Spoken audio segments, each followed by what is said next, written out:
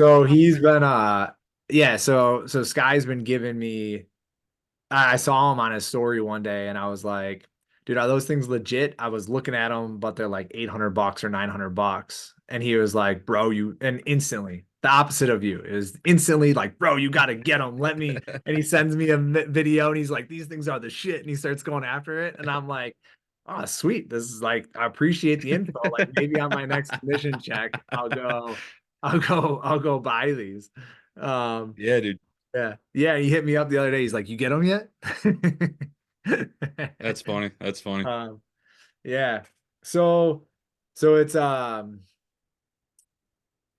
it's Captured Pro is the full-time stuff now. And it's out Yeah. of real are you still doing real estate stuff in Iowa then or no? I do it here and there. Not Yeah. definitely not as much as I was before.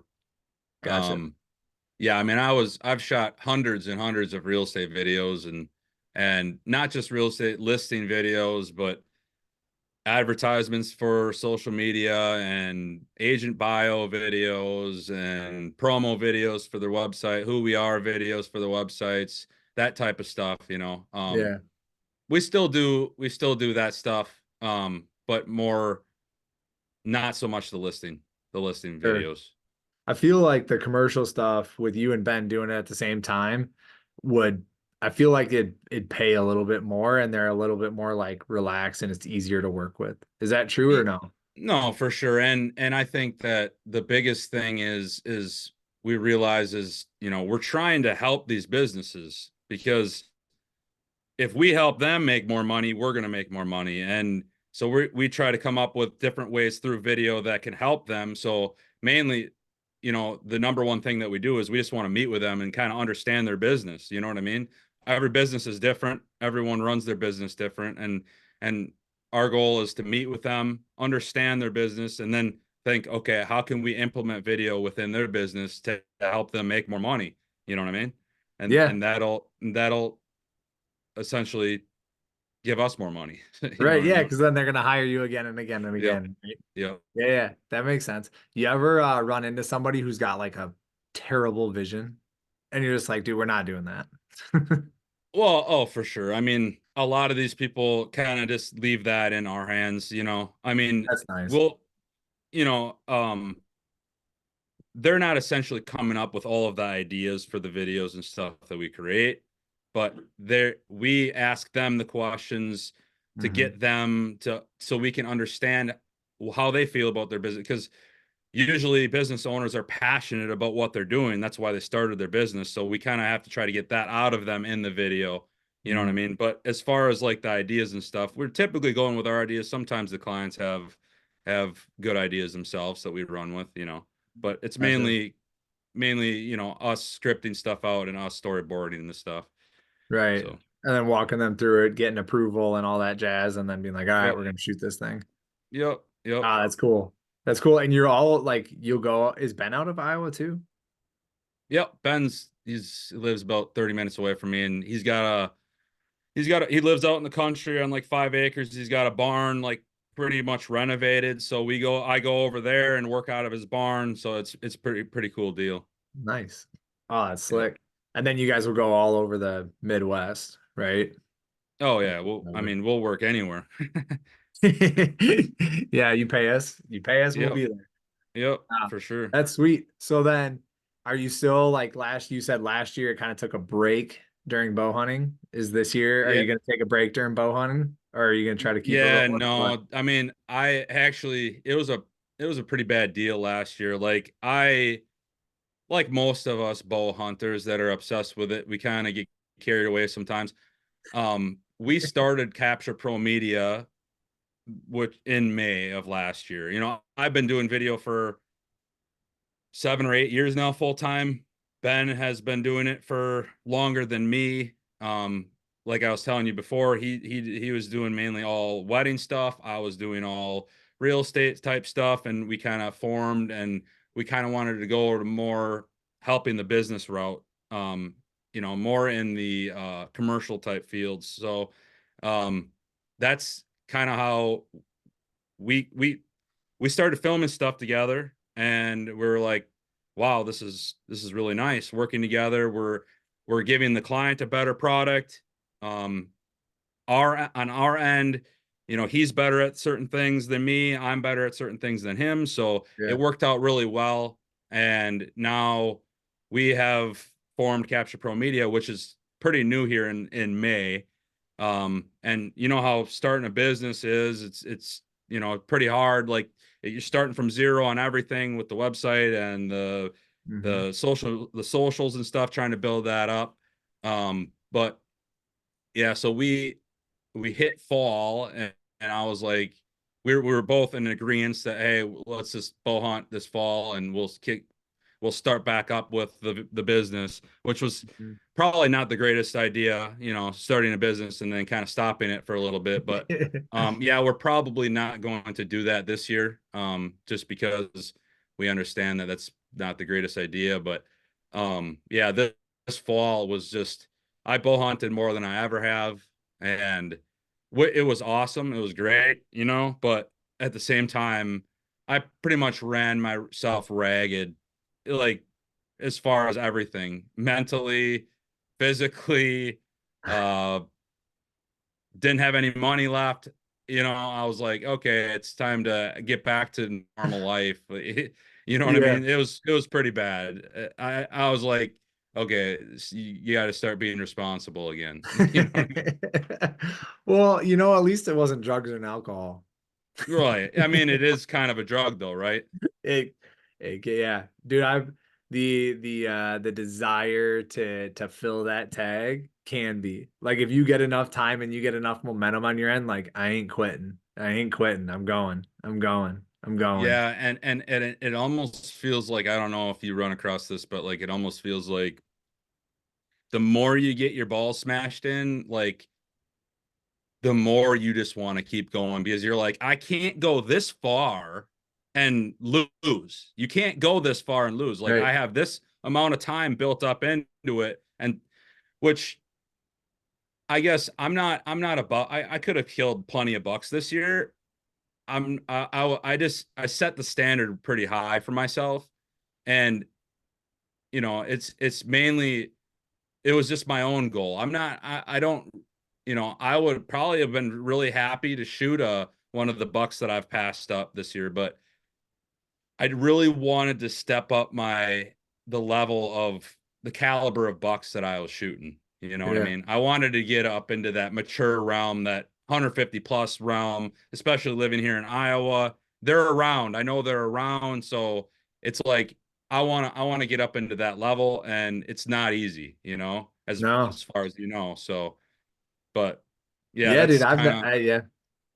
I it's definitely not easy. Like I mean, there's only so many of those deer around. Are you like to get to that level, are you thinking like are you going based on like you drop a whole bunch of trail cameras and you're like, all right, in this area there is this good buck and that's like my standard, or are you going like I'm trying to get to like 160, 170. I gotta just like scout my ass off and hunt my ass off until I see one, or if I get a picture of one on camera and then I can go like in that direction.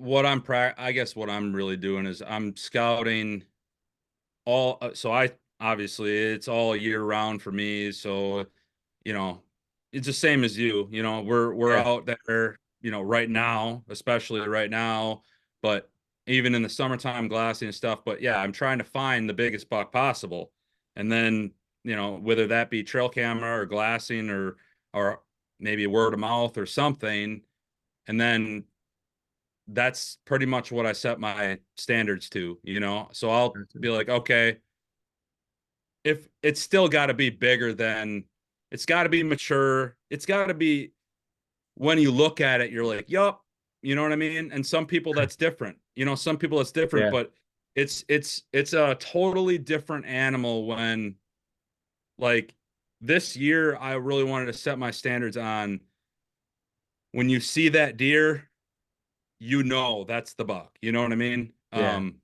Where like a lot of times if you're sitting and you're like, oh, it's a nice buck, let's see what he looks like when he comes in, I don't know, we'll see. Like if Mhm. I have any of those decisions going on in my head, I'm like, no, can't shoot him, you know. Gotcha. So but I mainly try to find them obviously through trail cameras.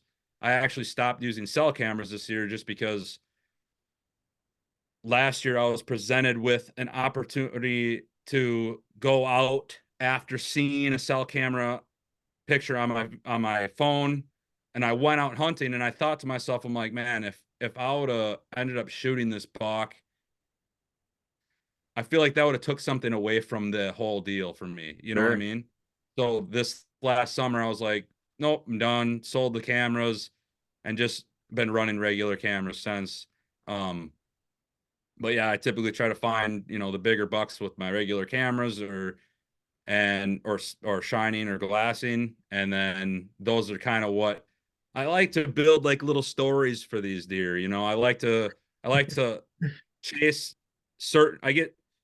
I was set on one buck in Iowa this year and one buck in Minnesota this year, and I couldn't find either one of them. It was the beginning of the season, and I'm like, wow, I just wasted all of my time in the summer pretty much looking for these deer, couldn't find them. And then I actually was like blind hunting these deer early season. I'm like, what am I doing? You know what I mean? Like, there's so many things that change, whether that be crops, and they could not even be in the area, you know. Yeah. A spot in Minnesota. Well, I don't know about where you're in southern Wisconsin, right? Southwest Yeah. Wisconsin. Southwest. Yeah, Yeah. so I don't know about, I mean, I'm pretty sure you probably had the same weather. We had a really bad drought. I mean, we were barely getting Mhm. any rain Yeah. or anything this summer. So, for example, like the buck in Minnesota I was hunting, the ground was so dry, I couldn't run trail cameras on the piece of public I was hunting.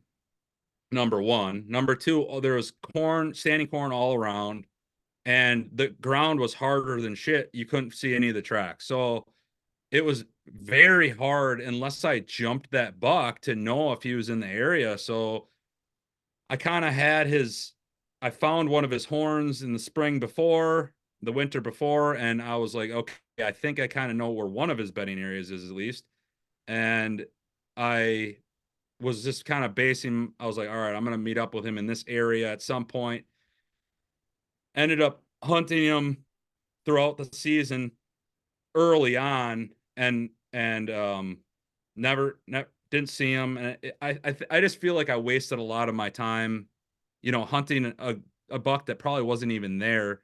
And then finally we got rain, and I was like, all right, sounds good. I ended up running around the edge of this cornfield trying to cut a big track, because what's really nice about Minnesota when you're looking for like those specific bucks. And sorry if I'm going off on like just freaking No, no, no, tangents all no. over the place, This is great. This is great. because I start thinking about other things, and then I start going. So if you need to like put me on a different track, let me know. But No, man. No. yeah, My job's to let you run. My okay, job's to let you run. And if you go off on a rabbit hole, I'll pull you in, man. all I'll pull right, you. yeah, sounds good. So looking for those tracks around those cornfield edges, hit a big track, and yeah, what I was saying is one good thing about Minnesota is the deer density is a lot lower than Iowa, so it's a lot easier to, I feel like, hone in on a big buck in Minnesota, because you could be in Iowa and there's big, there's a lot of big tracks. You know what I mean? So if you're after a specific buck, you're like, what? I don't know. I mean, this is a big track. I just don't know if that's that specific buck I'm after. But I ended Yeah. up going around the corn, found a big track, ended up blowing him out of this draw. I heard him blowing. It was like half raining. I was like, all right, I'm gonna go in there the next morning. Maybe I was hoping he was bedded in this flower field on the edge of this corn. This is my guess. And he'll be, it's supposed to rain overnight. Maybe he'll come back, lay in the flowers, and then he'll work his way down into this draw and eat some acorns like in the morning sometime. That's what my get, because the rain was supposed to stop. So that I went up in there, hunted it, saw like three little bucks and some does. Didn't see a big buck. Don't know if he's alive at all. Don't I stopped hunting Minnesota once Iowa opened up, and then I started hunting another buck that was a ghost buck that I couldn't find. and I was In wasting a lot of Iowa. time. Yep. Right. And then Yeah. I was wasting a lot of time hunting a buck that I didn't even know if it was alive or not. I'd never got him on trail camera or nothing. So I feel like um learning from this year, I feel like I don't think that's probably the best decision to just hunt deer that you don't know are around. You know, like Uh-huh. um find a new deer or just keep looking until you actually find them before you're like hunting that deer. You know what I mean? Yeah. So Yeah.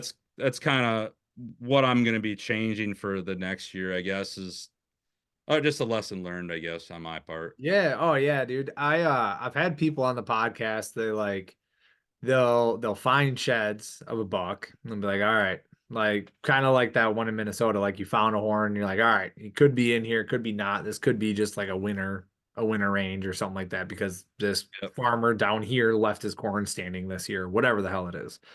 Right. Yep. And then they'll go back and try to hunt that buck. And I've done that before. I've done that before. I've tried to hunt that early season stuff. I've tried to hunt um different ghost bucks, kind of like what you're saying. And I have not had success with it. There are people that have been on this podcast that have had success with that. But the thing that I think is defining for them is the fact that they have more than like a shed. They have history with that deer. They've got him on pictures a couple times last year. They Yep. may Yep. not have any pictures of him this year, but they know last year he came around the farm on October 12th and he Yep. kind of likes this area. And so they never got pictures of him that year, but they killed him on October 18th, the first time they saw him. Right. So, Yeah. like, and that certainly it's 100% possible. Right. But it's that historical information that says, like, okay, because like the buck that I killed this year, I had him on the no neck one. I had him on camera last year up until like October 25th. And then I didn't get him on camera again until like December 7th. And all the cameras stayed in the same spot. And we have 100 acres and I have like 14 cameras on the thing. I should have been able to catch him. I didn't, he just moved out. I think he just moved out for a month and then just came back. Um, and the time when he came back in December, I got a picture of him, and that was it. So I knew he made it through gun season, and that was the only thing I knew. And then this year ended up, he was on camera. Shit, I think we got like I don't know, 15 pictures of him in September, 15, 16 pictures of him in September. Um, one That in thing was a daylight. tank, by the way. That Yeah, thing he was a was. tank, by the way. That was awesome. Yeah, he was a big. Yeah, he was a good. He was the big. I have not. So I've helped some buddies pull out some big deer, higher scoring deer than what he was, but I have not had a deer where it took three guys like me and my other buddy. My other buddy is he's like 6'3", about 240 pounds, and him and I couldn't get it into the back of the truck. Like we both picked him up and we're like, dude, this I can't figure this thing out. Yeah. Um, so yeah, and I couldn't find a scale and I was leaving for Texas the next day. So for work. So really wanted to put him on a scale and I never did. Damn. Which is actually what is February 21st. I should be getting him back here in the next couple weeks, which will be awesome.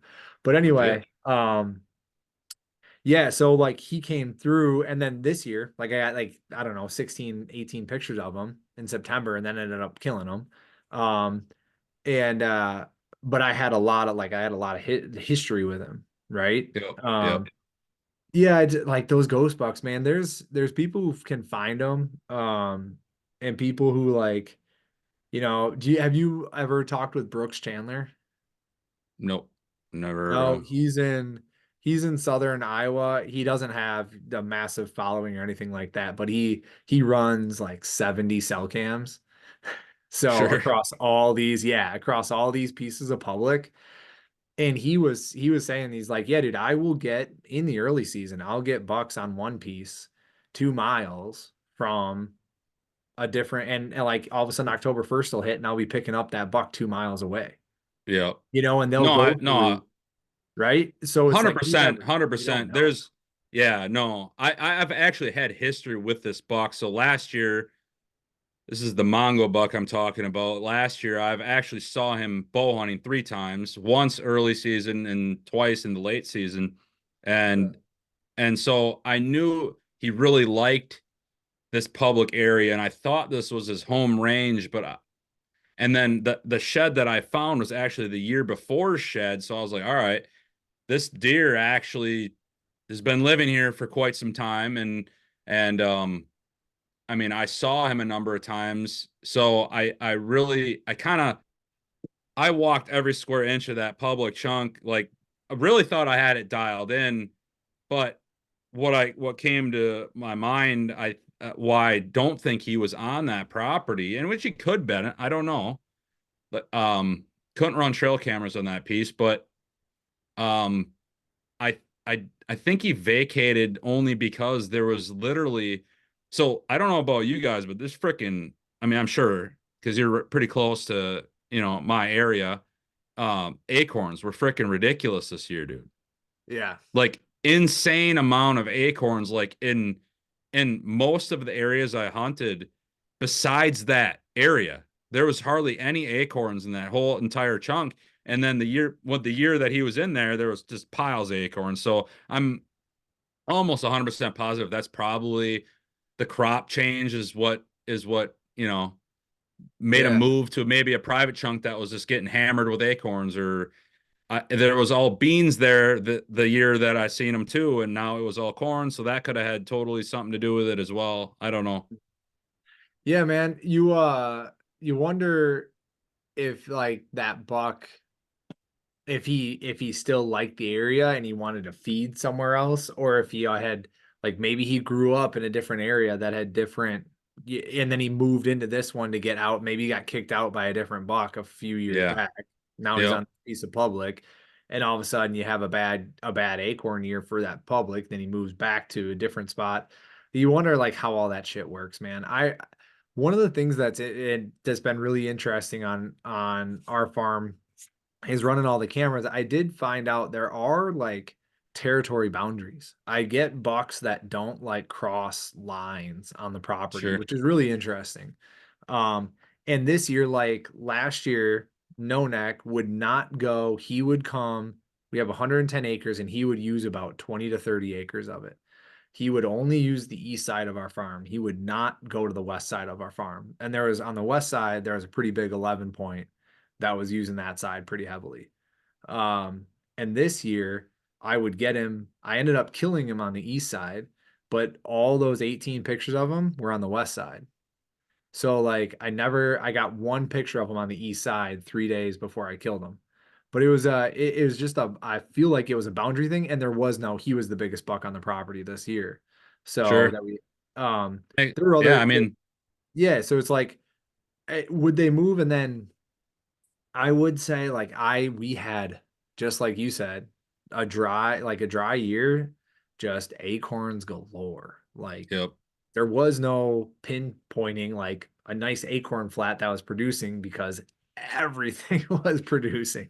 Seriously, it was, yeah. I struggle early season myself. Like I always struggle early season, but this year was even worse because it was just like around here where I'm at in Iowa, it's just food every which way you look. Like I've actually focused more on water sources than food, just because just focused on bedding areas near water sources opposed to food near water sources, you know what I mean? So, Yeah. or food near bedding, because the food is literally everywhere. There's acorns dropping in their beds. They don't even need to get up. And you go up above, you got hay and corn. You go down below, you got beans. You got acorns all over. Like they can literally go every direction from their bed. Even if you have kind of like their bedding area kind of dialed, it's like, where are they going to go? It's definitely, I find it extremely difficult to get close to a buck, you know, in his batting area early season and have success. So a lot of my success has come more during the cold fronts when they're coming back to bed. in the morning time, and and obviously during the rut when you're focusing more on does and doe bedding areas and stuff like Yeah. that. But I don't know about you. I don't know how much hill hunting you do. You're in the hilly area, um, I believe, but yeah, I find it very hard to get close to them early. A lot of times these things are bedding in the hills where it's very difficult to get close to them early season. And usually they leave their beds in a way to where they have all of the thermals and wind in their advantage. So it's like, how, as Yeah. how do you get close to them early season? I don't know. It's pretty tough. You have to have them. You have to really know where they're betting, and I struggle with that early season. Oh yeah. I mean, that's uh first of all, like our property's around Dodgeville, so it's not like I don't hunt the Mississippi Bluffs. Like Sure. that's like true like hill country. We got some big rollers, but and then where I actually live, I live around Madison and we have a lot of swamp. Oh, oh, sure. So Yep. um so like I do I mean I live like I bet you 30 minutes from Dan Infalt. Less Oh, than no that. kidding. Oh, Yeah. sure. Yep. So Yep. like like I have a couple bigger chunks of public between me and him. So I don't go into like I've been to the public that I've never actually set foot on it, but I've driven around it and checked it. I was like, yeah, like these are all the Oak Islands that he talks about and shit. You know what I mean? So like you can see it. But yeah, it's just like so I do have some of that that swamp like cattail bedding to Oak Island to points and stuff like that. I was actually out there today looking at one. Um and I totally agree. Like the early season stuff, man, it is like my personal opinion on it is you can find all the good stuff. Like you can find some beds, you can find good oaks, you can like, you want to find the closest oak to the bed in the swamp, or you want to find the Yep. closest food source to the bed. But Yep. in Iowa, like you're saying, food's everywhere. So what are you going to do? Right. So then what you're really going after is like scarcity. What's the scarce resource here? Is it bedding? Is it water? Is it food? Well, it's not food. Bedding seems to be okay. So then you're keying in on water Yep. close to bedding, and like it's fine in that scarcity to go like what process of elimination, what can I like what will they pinch to, what will they funnel to, right? Yeah, for um sure. yeah, and so for the early man, yeah, so for the early season stuff I did an early season elk hunt one year in early August. I drew a tag for a cow in Idaho and I went out there for 9 days. um And I'll be damned, like I watched, dozen and a half cow elk um on a piece of private next to the public, and they would literally stand up from under the irrigation system, feed, and then lay back down.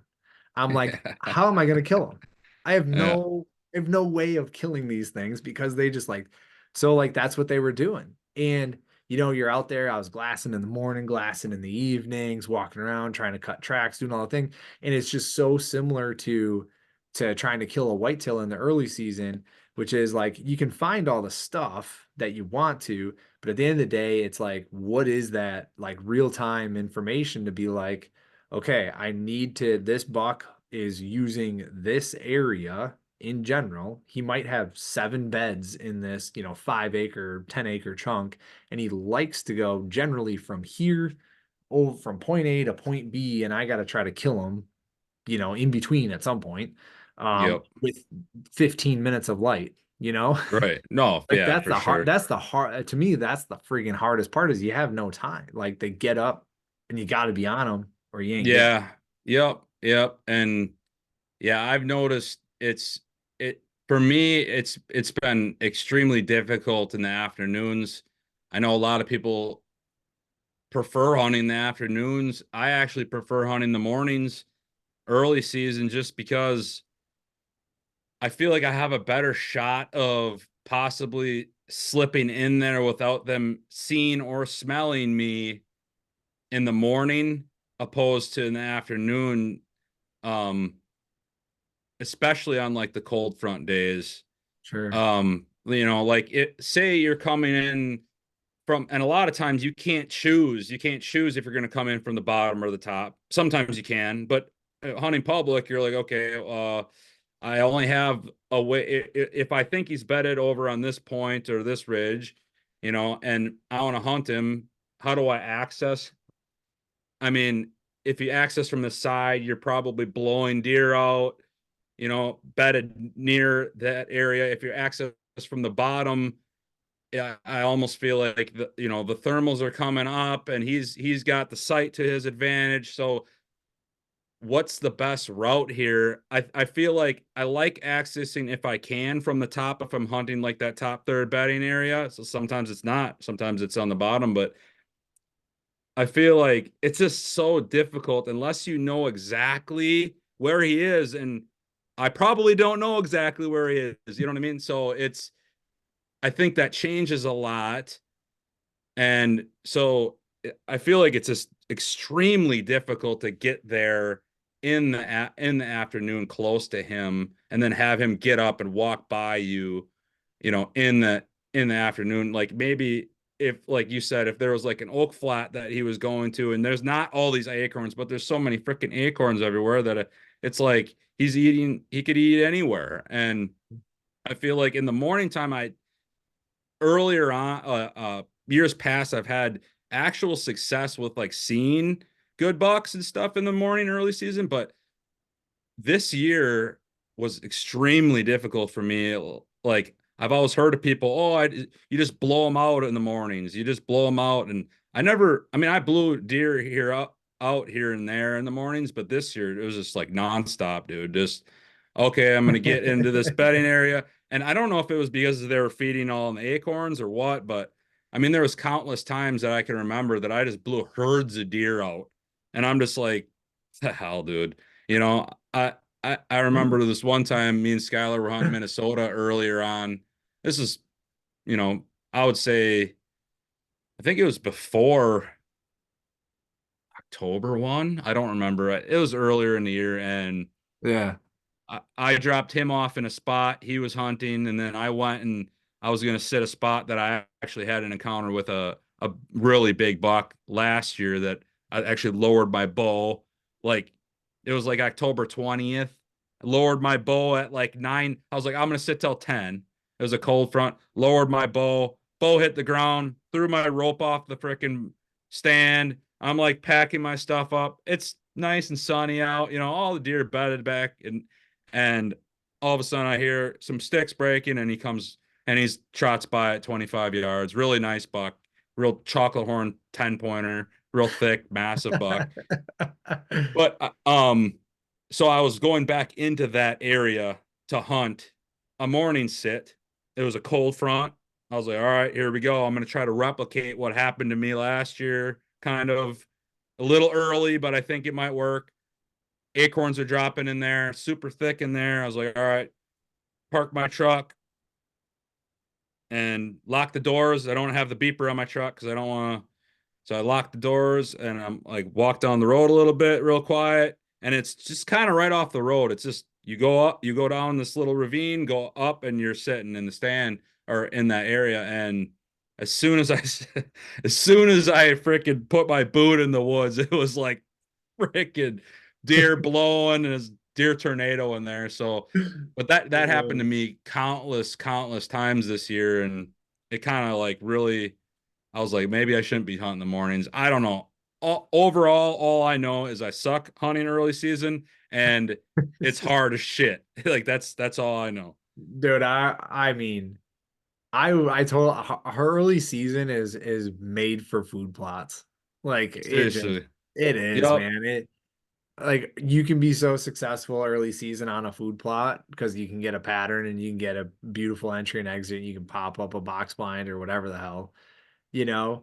But like hunting the hills in early season, dude, there's the thing about early is just like there is so much cover. You can't see a whole lot. The deer ain't Yeah. moving a whole lot.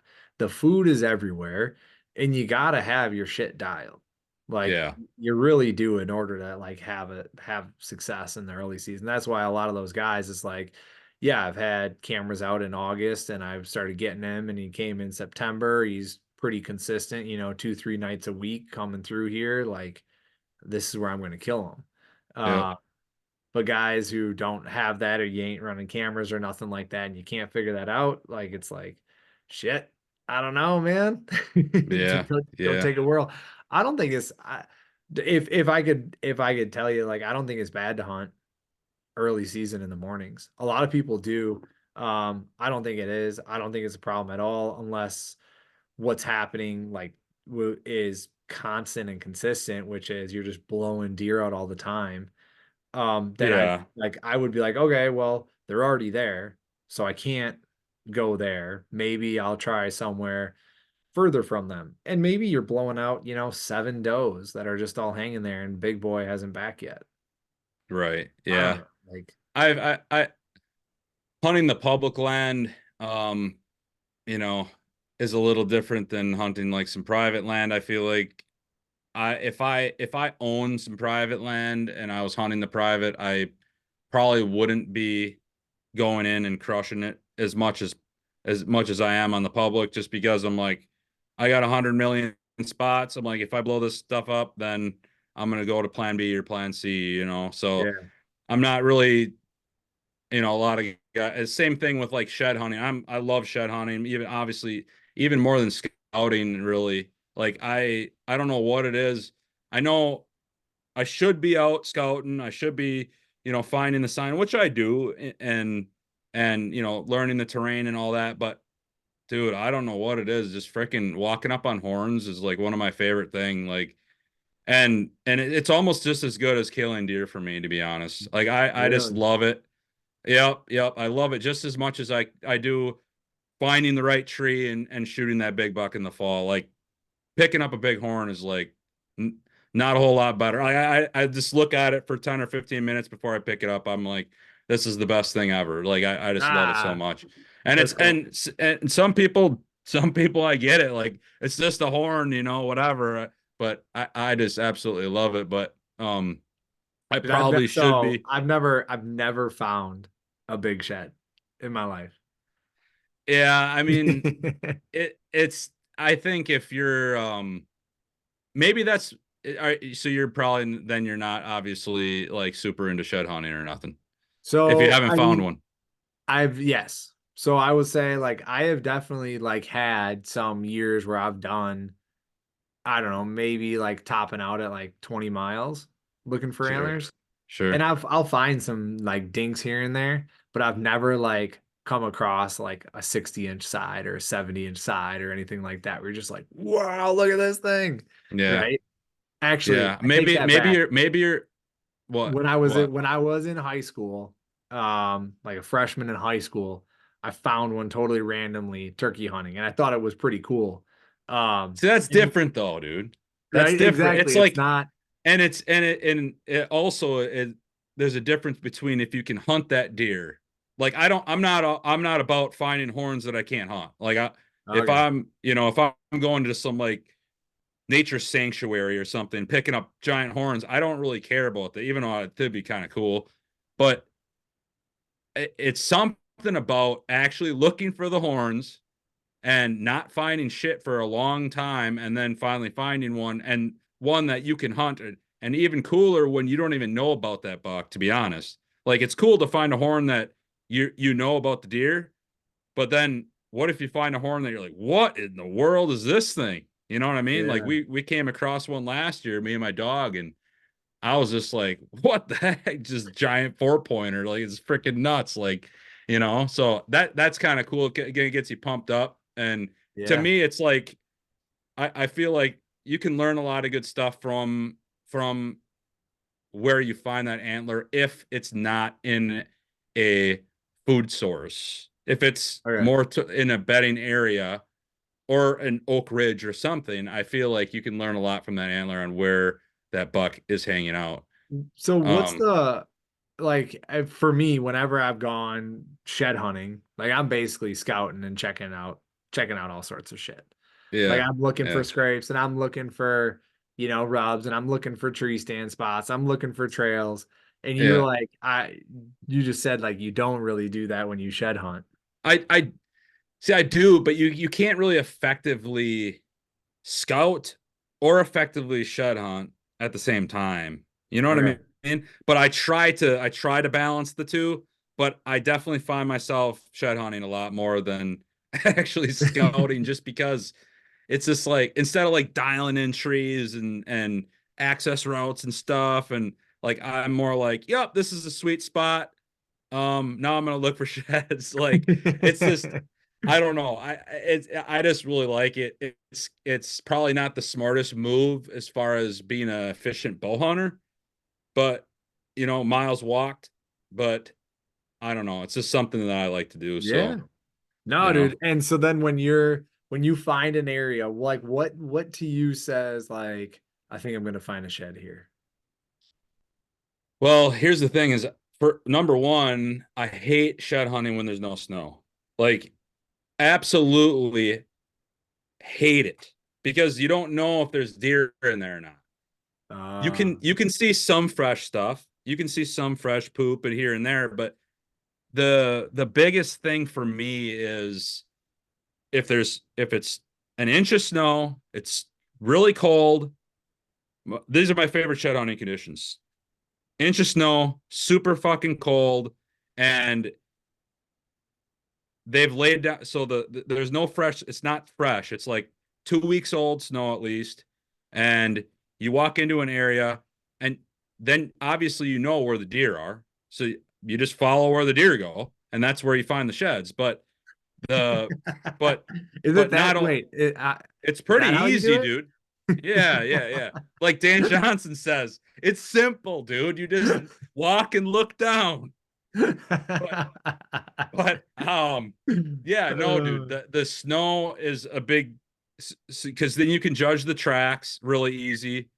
You can tell if anyone else is in that area. So a lot of times I didn't do it this year because I've been really busy working on building my business, but last year I walked like 370 miles, an insane amount of miles, and and um what I found very efficient way of doing it is just driving around and locating all of the areas where deer were hanging out with the snow, marking all of those spots.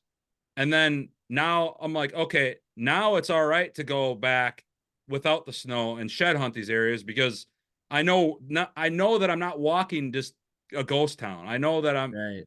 you could be in an area that's just completely pounded in the fall and it looks good. Like there's scrapes all over, there's big giant rubs and stuff, but there ain't no deer in there in the winter. So you're looking for what you're wasting your time looking for antlers where there's no freaking antlers. So Right. I need I really enjoy obviously the snow, the cold to keep other people out. A lot of people don't like the weekend warriors and stuff. They don't like shed hunting when it's freaking 10 degrees and windy in February, which is like my favorite. I'm like, let's go, you know. But Not this that's shit that we got right now. yeah, no, I hate this. I hate this so much. I hate it so much. Like I just want some snow, not now anymore, but I wanted some just snow and cold. That's what I wanted, but we didn't get it. Yeah. But yeah, so then you go, you But find yeah, one. that's as far as looking for sheds, that's my number one. Like I'm looking for snow first of all, but then Okay. two, like if there's no snow, I'm trying to see how fresh the deer sign is, trying to think of areas, especially once it starts getting into March. I'm starting to think of areas that I can find horns that other people that like virgin ground that people haven't walked yet. So maybe it's just one ridge top that is kind of a dumb. It doesn't really seem like much, but there could be a lot of these deer around here are hammering acorns in the wintertime.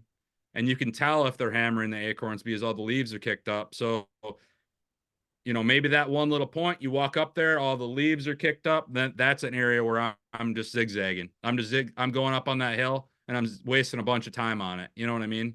Yeah. So and that's not being an efficient scouter as far as a bow hunter. And Right. I love bow hunting and I love scouting, but it really honestly, my love for scouting like evolved into just my love for shed hunting. I just love shed hunting so much. I don't know. Yeah. Well, I'm sure like a lot of these spots have you been before? Like and hunted or walked previously? Yes, yeah, some, yeah, Yeah. yeah. You know, I shed hunt obviously spots that I hunt just because I want to pick up the horns of the deer that I was hunting and all that stuff too. But my all time favorite is obviously walking stuff that is just new ground, new. You don't know Yeah. what's gonna happen. You know, Uh-huh. that's the best. It is, yeah, and then you find shit. You're like, oh Yeah. my God, Oh never yeah, would have dude. thought Yep. this. Never would have thought that. Yep. Yeah, get all excited. I get all giddy about that stuff too. Yeah. Yeah. You go out there quite a bit scouting. I see on your Instagram.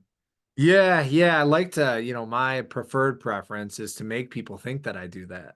I Oh actually go sure. out one time and I'll And then film make a like bunch of videos. 7 videos. There you go, dude. Dude, Nah, dude, yeah. it's funny. I was just talking to a guy and I'm like, dude, I don't know how some of you guys do it with a family and kids and all that stuff because holy crap, dude. Like, I don't know, like I can barely, control. Like I just feel like I don't have enough time to do this stuff and I don't have anything to worry about by myself right now. Like, you know what I mean? I don't have kids and a wife and all this stuff. So Yeah, yeah. I definitely give you guys props for that. Oh man, it's just dude, it all comes down. It's the same shit that you do now. It's just priorities. That's all it Yeah. is. Yeah. Like Yeah. it's like okay, like and that's why I would say like I am a cell cam advocate for our piece in outside of Dodgeville because it takes me an hour and a half to drive there and I got to spend a weekend. I usually will spend a weekend there and I don't want to. So like what's really strange is our my cameras have told me basically over the years like the first week in November is no good on our property. And then the third week is also like generally no good. Like you want to be there for, actually, I'm sorry, it's the first and the second week are like no good, and the third week is good. And I would spend, like, I would usually take off November 4th to the 11th, like if I was going to take a week and hunt there or whatever. And so Sure. then, like, I got 2 kids, I got a third one coming here pretty soon Wow. and and then my wife is a volleyball coach in the fall, which is August, September, October. So like I got kid duty in that time frame. So it's like if I'm gonna get out of the house and I'm gonna like be like, hey hon, I need you to take the kids tonight, or I need to go take them to grandparents or something like that. I want my opportunity of success to be really high. And cell Yep. cams gives me that like Oh, for capability, sure, dude. right? Yep. But if it wasn't like that, right? If I had like if I could, one of the films I loved of yours was it was like 37 days straight or something like that. What was the Oh, 27 days straight and hunting public land in Iowa. Yep. yeah, like because and at the end you ended up killing that buck. It was kind of in like it was like it looked like a walnut grove or like some sort of like tree planting or no? No, no, just a little thicket on top, CRP top Okay. with some cedars and stuff. Which Really steep ridge.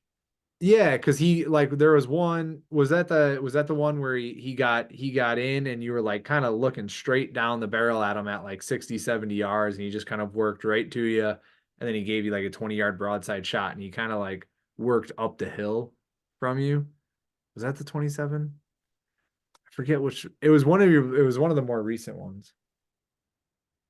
I forget Mm, which one. I don't know.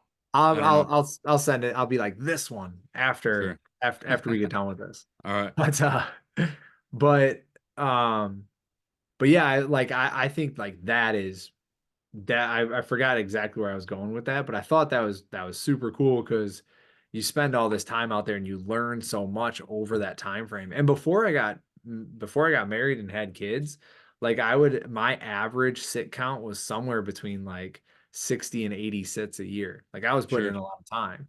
But then like you have kids and you're just like, all right, well, I can't zigzag this whole hill because I got 3 hours to scout this place for, this fall. So I guess I'm not looking Yeah, for sheds anymore. But yeah, that's all yeah. it is. That's fair. That's fair, dude. I don't know. Maybe I wouldn't be like the biggest shed hunter in the world if, um, you know, I had all those other priorities and responsibilities. I don't know. But here's I don't the know. but like everybody else, like there's so many people who want to be you. And on the flip side, right? They want to like, dude, I wish I was good with a camera. I wish I had the time to hunt. I wish I had, the ability to just like go. I wish I was mentally like there's a bunch of people who like wish they were mentally stronger in the sense of when they get their balls kicked in, like they quit. And you're just like, "Ooh, I love it. Give me some more." Right? Yeah, I don't know. I mean, yeah, I guess I don't know. Some people may think that bow hunting all the time's really sweet, but I mean, it's not like I'm, I thought I think it's just funny too because I made one video, I put it on YouTube. It was that 27 days hunting in Iowa. There's lots of comments that are like, "Huh, it must be nice to hunt 27 days in a row and blah blah blah and all this stuff." It's like, yeah, dude, if you actually knew how much money I had in my bank account, you probably wouldn't be saying that. Like I had to sacrifice a lot more than you think to do the shit that I do. You know what I mean? Yeah.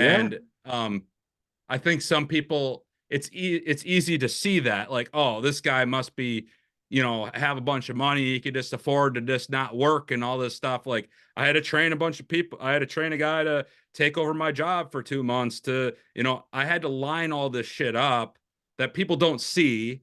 And then still on top of that, not have any money. And so it's a lot of people can't Yeah. see that kind of stuff behind the scenes, which is fine. I get it. You know what I mean? I don't get like mad about those comments. I just think it's funny. You know what I mean? Yeah. So It, there's different perspectives to it, like it's not always sunshine and rainbows as it looks, you know what I mean? yeah. It's a lot of times, well, I could tell you right now it's never sunshine and rainbows and I'm always getting my dick kicked in, so Well, you make it look good on YouTube, bro. it's I'm not saying that I don't enjoy it, you know what I mean? I like the life that I've created for myself, Good. but it's definitely not for everybody. I can tell you that. No, I remember someone told me a while back, they're like, people think they want to get into the industry and people think they want to like make it. And I forget who this is. I think it was either somebody after a podcast or somebody at a show that I was talking to. They're like, realistically, like if you look at the outdoor industry and the people who are doing work in the outdoor industry, not like for instance, like you're finding your money to suffice your addiction to bow hunting, you're finding it in the commercial space, right? Right, right, Like yep, you're not finding, like you're not doing work. I mean, you might be doing some work, but you're not doing work for like hunting companies. You're doing work for anybody who's yep, willing to give you some money and needs yep, videos, yep. right? And there's like, if you really look at it, there's only, a handful, maybe two handfuls of guys who are actually doing that in the hunting space. And like you look at their life, and it's a life that I wanted for a while. Like I wanted to be in the outdoor industry and do photography and videography. And then I realized like those guys from August to January are on the road every week. They're going somewhere, they're doing something like, and it's a totally different lifestyle than having an 8 to 5 and being able to come home to your house and like You're hang out. talking you're talking about making a living in the hunting industry itself, Yeah, correct? Yeah, correct. dude. Yeah, I think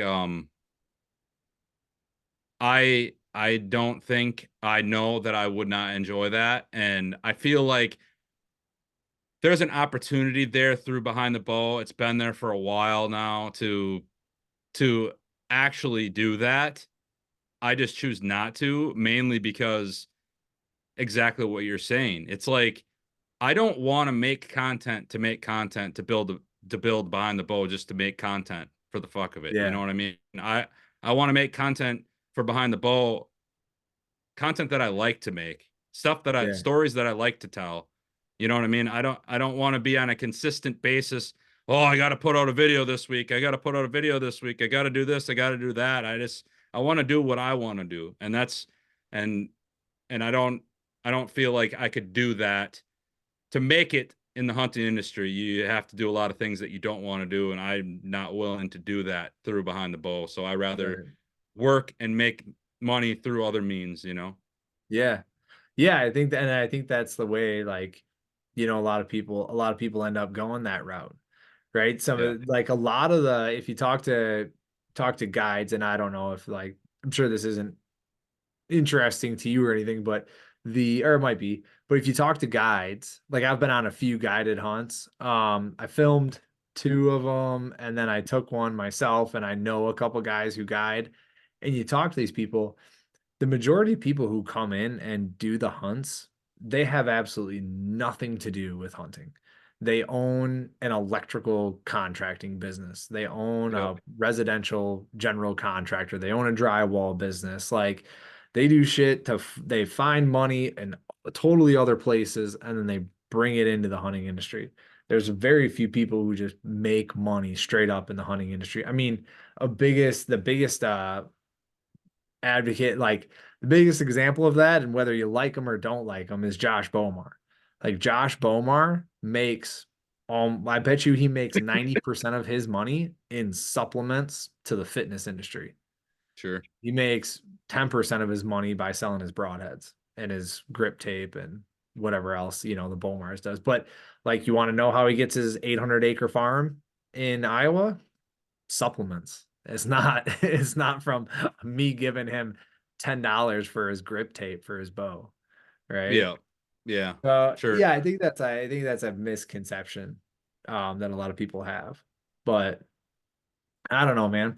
So, if you back to a little hunting, this is where, like, I find we're going off track, and I'm trying to, like, correct the course here. One of the things that you were talking about was early season, right? And how it's difficult. So Yeah. then, if early season's, like, difficult, and it's, like, it's tough, it's a tough nut to crack, are you, like, a mid-October guy or a mid-November guy? Like, if you could pick 2 weeks of the year to roll, what would you pick? I'm that's a tough one, honestly, because I like that. I would say the first cold fronts. I don't care when that comes in. I like the Mhm. cold fronts, and I like late November. I like the Okay. cold fronts in late November mainly because there's less people in the woods and there's less pressure. Like around by me, it gets completely hammered, and I'm sure anywhere, but gets hammered pretty good that first week or two of November and the last week in October. Those good times to hunt for sure, but I can count I can count on a lot less people in the woods during the early cold fronts and the late November, and I have really good success. I wouldn't say, oh, yes, it's some success on the cold fronts early, I and late October, I guess. Yeah, so I've had success both, but like big bucks wise, I see mainly during those cold fronts, and then that late October or Yeah. November, sorry. But I mean, dude, I love Halloween, dude. Like Halloween's like the number one day for me. I love Halloween. I will not ever go, maybe if I have kids some point. Maybe I have to skip to go trick or treating or whatever, but Yeah. holy mackerel, dude. I don't know. I don't know. I think A lot of I times like trick or treating can start at, like, noon. So you can, like, work around it a little bit. sure, sure. I don't know. I don't know. I guess I just remembered going when I was little, like when it was nighttime. Yeah, they don't. Well, I Noon mean, trick or treating. What the hell's going on I these know, days, dude. dude? It's like, this is city life, bro. This is, like, city family life. Like, they're like, hey, trick or treating in your city is gonna be from noon to 4 o'clock on Sunday. And Sure. so, like, the whole town, like, figures out, like, okay, we're gonna turn our lights on or not. And Sure. so, like, yeah, and then you get together like with other parents Sure. and you fill your cup up with booze and you go and walk around and drop the kids off and let them do their thing while everyone else does. And if you're smart about it, you can knock it out in an hour. Be like, look, you get the bucket when the bucket's full, we're out, and you get them done in an hour and you can cruise back to the woods. There you Um, go. yeah, or if you find an understanding wife, you'd be like, hey, look, like this is a really good day. The weather is just lining up. The cameras are on fire. Like, I'm sorry, but are you cool like walking the neighborhood like this? And she's like, yeah, that's fine. Go. I'd see Go get out of it. here. If you feel good Yeah, yeah. about it, like if you feel like you got good odds, but don't come home without something. Right. So then you're like, ah, shit. Yeah, dude. I don't know about you. I mean, what about you? I guess I like that the cold fronts, You whenever those fall, my cold fronts are my favorite. I love early season cold fronts. okay. So Like I want to ask you especially about that. Like, October cold fronts, like early October cold fronts. I have lots of big bucks on camera during those time frames. I see good deer during those time frames. I've had success during those time frames. It's when I talk early season being hard and not killing deer early season, I'm talking mainly September. sure. Like, that's when I'm just like, man, I can't get on anything. I it's just struggle bus for me. But yeah, if I was to say my favorite times is the cold fronts early in October and that late November time frame. In a lot of states you can't hunt late November because it's gun season, but Iowa, we're blessed to the gun season opens up December 1, so that late November time frame in Iowa is one of my favorites. Gotcha. Do you get second rut stuff going on in that Oh time yeah. frame? Oh yeah. Yeah. Yep. Yep. Yep. Definitely. I had really good. I almost shot one on November 14th. Um, I saw good bucks like 3 days before the season. I had one at a big one at 5 yards. It was like, I was getting down from my tree and it was dark in the afternoon. And this was like 3 days before December 1st. I don't know what day that was, but Good, ladybugs good. flying, dude. You got Yeah. them. Um my house is filled with these freaking ladybugs, dude. Um Dude, I know a guy. I got a guy. Nick Shepach, if you're listening to this, you got to go to Iowa and look up Curtis pest control, man. please, dude. Just don't kill my dog, please. Um but yeah, the late November. Yeah, you were saying That you had that one at 5 yards. You lowered your bow down Yep. in the afternoon. Yeah, it was dark out, got down. So this is kind of a longer story. I guess I'll try to make it short, but I went in to hunt. I was hunting a buck I called Triple T this year in Iowa. So I had encounters after encounters with this buck. Really, really nice 10 pointer, super long. He was a weird buck. He had like 12 or 14-inch G2 on one side, a tiny G2 on the other side, and then a super giant G3 on that side, and then a small. It was like a really weird Yeah. looking buck, but he was a really cool deer. Um, and he was kind of muley looking. He wasn't super wide, but real tall and really long beams. And so I was after this deer, had him had him at 15 yards on November 6th. Couldn't get the shot off. Um, he was doing circles with a doe in front of me. I just didn't feel confident in the shooting. And then he went through an opening. I tried stopping him at 37 yards, like a wide open grassy opening. Couldn't get a shot at him. He wouldn't stop. I feel like a lot of guys, and even went through my head, you got to make this shot at 15 yards.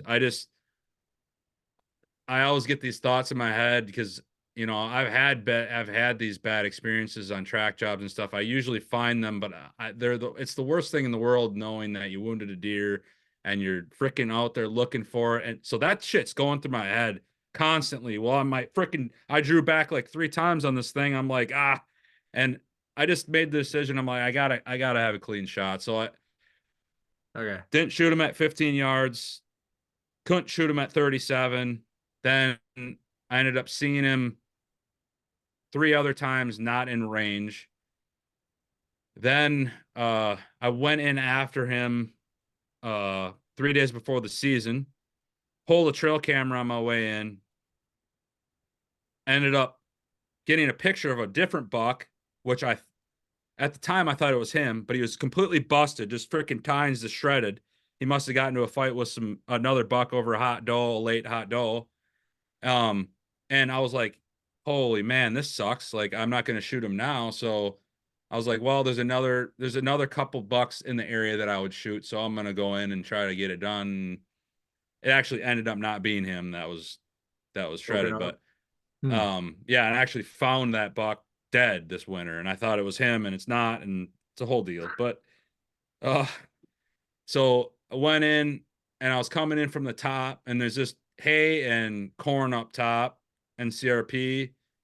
Came in from the top, and I was gonna drop down into this drainage, but bumped up like a group of six does right on the tip, super thick right on the tip. So I was like, all right, the bucks know that the does where the does are at all times during the rut. So I was like, all right, there's light snow on the ground, and I could see that there was good feeding around that tip. So I was like, all right, so these does are probably coming out of that tip at night and feeding in this alfalfa or this hayfield or whatever, um, right before dark. So I was like, so I'm probably gonna get some action here.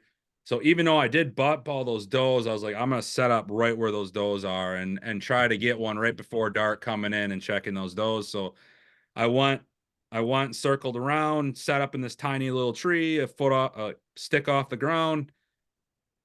No action until like 10 minutes before dark. I had it.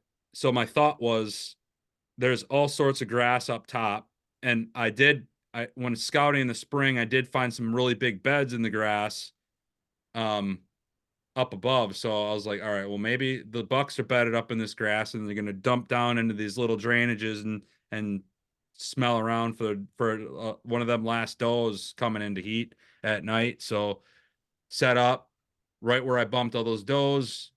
15 minutes before dark, doe bump came down exactly like perfect how I would want the buck to do. Comes down right to me, comes around the tip of the draw. My wind's kind of like blowing back into the draw a little bit, but the doe goes around the draw. It's like 5 minutes before dark now.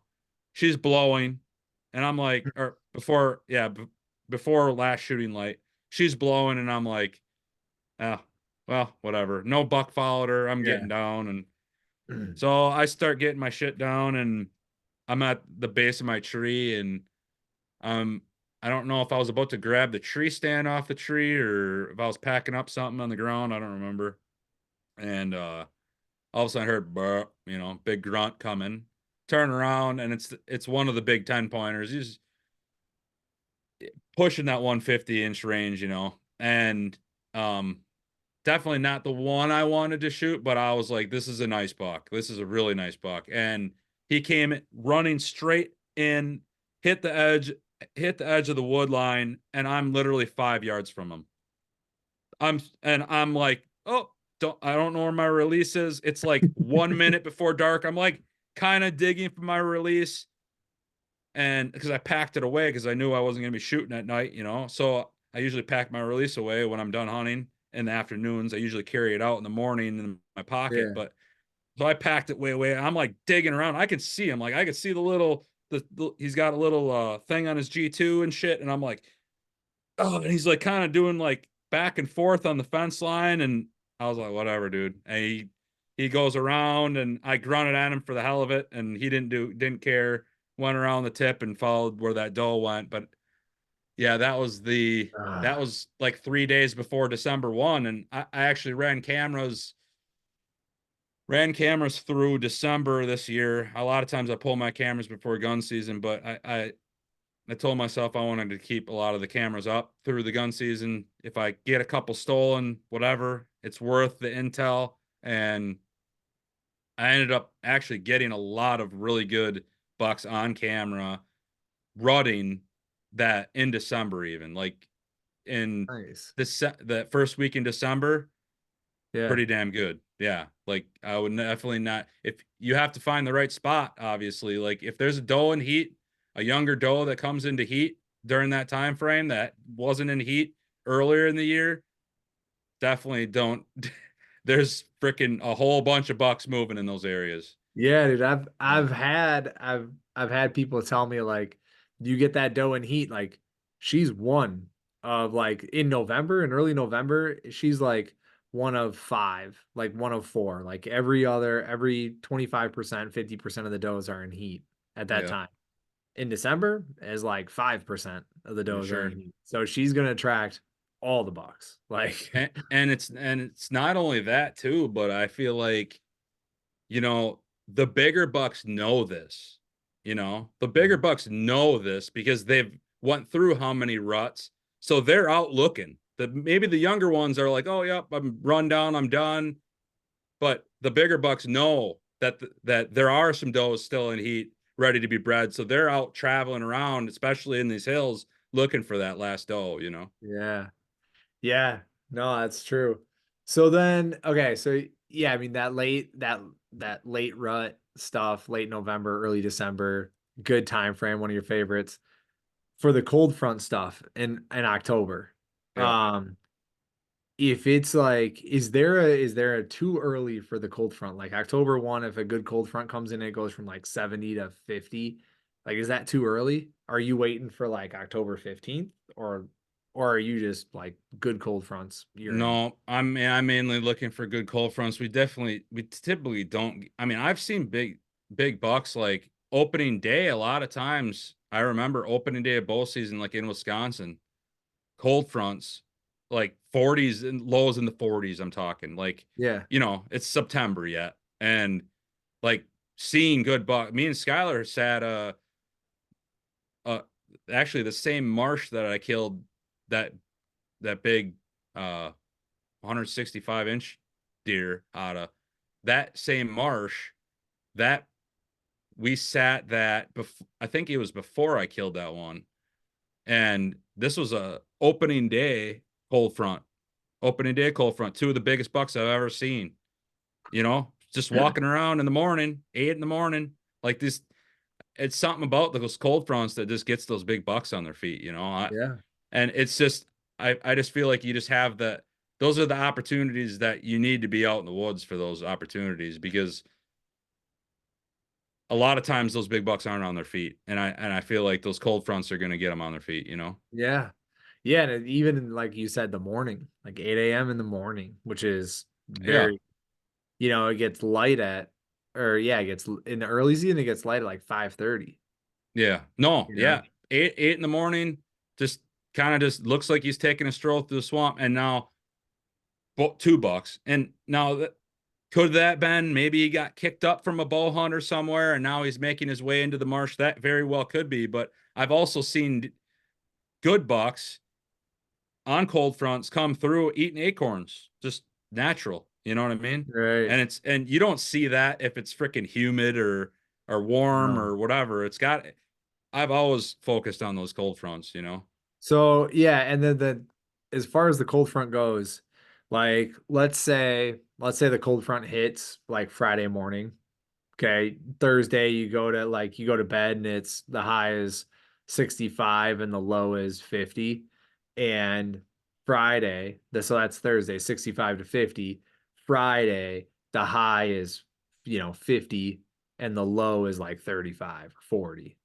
Like are you, if that's like, and then the next day is again, same type of high is in the 50, 55, low is in 35, 40. And the next day, same thing, high 50, 55, low in the 40. Are you hunting like the day before the front and every day after? Or are you I'm hunting just the days after? Like, how does that lay out?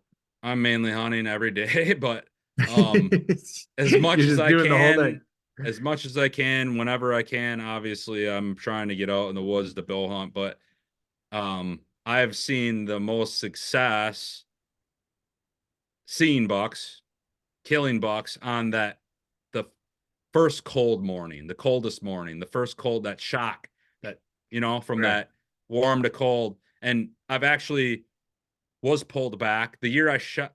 This was 2012. I was pulled back on a buck. I haven't had a lot of success in the afternoons on those cold fronts. I don't know why, but um, and that could just be coincidence. But I have had a lot of very good success in the mornings on those cold fronts, but that was one time in the afternoon. This was October. It was my birthday, October 6th, and youth hunt during gun season, or in Wisconsin, sit in a marsh, and I had this buck come in on a cold front, and he was he just I could have shot him. I was pulled back on him, but it was like dark, and I Yeah. I was like, I could still see him. I just didn't know. I'm like, I don't know if there's branches and stuff in the way. Like, how it gets to a Yeah. certain time frame, you can't see those little ones, And Uh-huh. he was 25 yards, and uh just didn't make the shot happen, but I ended up killing a big buck that fall later in the rut. But um that that deer came out. Well, there was multiple deer that were moving that afternoon, but he came out right before dark, huge buck, and that was a cold front, October Sure. 6th, Yeah. windy cold front, cold, and that was when that wasn't like after a cold. That was like that first initial hit. Like that cold front came in that afternoon. Like it started getting windy, and the temps are Gotcha. dropping while I was in the tree. Gotcha. Yeah, I don't I'm just curious on that because I think like when the cold front hits, like if you can hunt, hunt. Like there's not a whole lot like Yeah, rhyme or reason or anything. yeah, But also I don't think it's like if the cold front hit on a Friday and you're only able to get out Sunday, like you're not wasting your time. Like it's still a good day to go. Like yeah. even though the cold front hit 2 days ago. Um yeah, and it's like killing. So I have not in the early season, I do not. You're changing my you're making me want to do this. Like this fall, I am going to hunt cold front mornings in the earlier season. I'm gonna do that for sure. Gonna make What's it your take on you run quite a few trail cameras? Have you have, I have you like had a dozen. okay, have you had uh good activity on your trail cameras, at least early season in the mornings on cold fronts? Mm, I I don't know. Like off the top of my head, I don't do a great job at like tracking that information. Now, like this last year was my first year really using cell cams.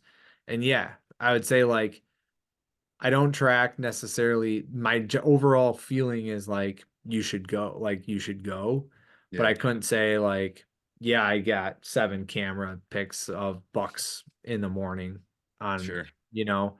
So no, I just like yeah, be honest with you. I don't track my camera information well enough sure. to say Yeah, that. no, I mean, I guess I just, I don't know. I've always had good luck on hunting, seeing deer, shooting deer, and um trail cam pictures Yeah. early, any cold front, honestly, really. I don't even care what time of year it is. Besides September, obviously, I don't ever kill deer in September. So It's because it's hard as shit, man. yeah, I did find a spot. So this year, like I'll post a video. I don't know if I think I made a video today on it, but like it is a straight up Dan Infalt setup that I think is enough off the beaten path that I could get in there in September and kill something. The problem is like I'm gonna have to have like 2 or 3 thermocells and I'm gonna have to have the wind in my favor for sure. But I think like if you were to tell me like would that be a good spot on a cold front, like I would think yeah for sure. It's sure, everything that you ask for. It's a point that's all really thick, high stem count. I don't even know what kind of tree it is, but it's like stuff like you can't really even walk through it. It's so thick, like you're kind of squirting through it. But like as you're walking the edge of it in the tall grass, like the cattails, you're looking in there and you're seeing rubs at like hip height. You're not seeing Nice. little dinks on the bottom. You're seeing rubs, Yep. and then all of a sudden, it kind of starts dwindling, and then you get a couple big oaks, and then it dwindles more, and then you just got some like multiflower rose bushes, and then all of a sudden you got some giant oaks, and there's acorns. There's not a ton on the ground right now, but you can tell there were a lot.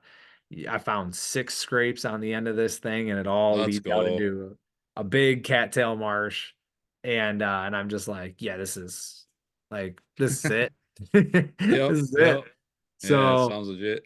yeah, so it's like I'm looking at that. So like that's one of my top spots. But like that to me is like setting out cell cams, checking that, seeing like if a good buck's in that area and using that. Cause it's close enough to a parking lot. Like I feel like you could get some guys in there cracking 6 points and cracking little eights and stuff like that. Like it's not far enough Cracking out 6 there points. Yeah.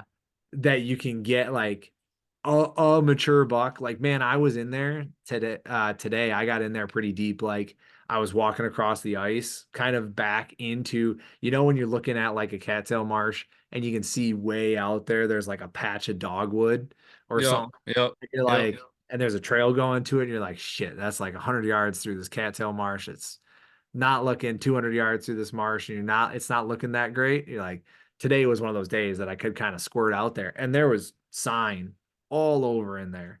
Um, but so that would hold big deer for sure. Like nobody's Yep. out there pushing that and killing them. They just escape into this marsh.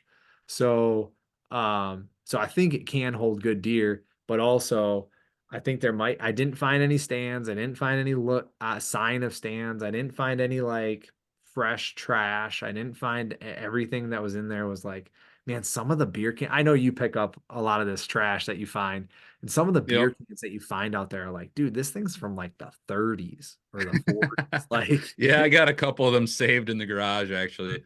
right? I don't even know what they're called, but I'm like, yeah, this is a freaking old can. It's probably worth something actually. I don't know. It's like I found some good shape like cans that are like super old, like ancient. I was like, damn, this is kind of cool. So I keep those, but yeah, Yeah. I'm typically cleaning up all sorts of trash. Right. So that's a tip that I use for myself, like how many people are actually in here. And like there really isn't a whole lot of anything fresh. Like, you'll find a Mountain Dew bottle, or you find the scent wicks on the trees, or you find, Yeah. a bush light, a recent bush light can or something. Yeah, I don't know. I used to be like judging pressure off of that kind of stuff. You move off I of don't it. really I don't really find myself judging pressure off of the junk that I find just because it's like a lot of that junk is those weekend gun hunters that not anything against gun hunting. I just have found that I feel like the dialed bow hunters aren't going to be throwing a bunch of trash everywhere, and those guys could be putting pressure on your budding areas compared to Yeah. these junk hunters that are leaving their shit. Oh shit, freaking getting their boots stuck in the mud and their shit falling out of their packs and whatever. They're not dialed. So like Right. those dialed bow hunters that got their shit together usually aren't leaving the junk behind that That's they true. could be That's putting more fair. pressure on your spots than you actually think. That's very true. Yeah.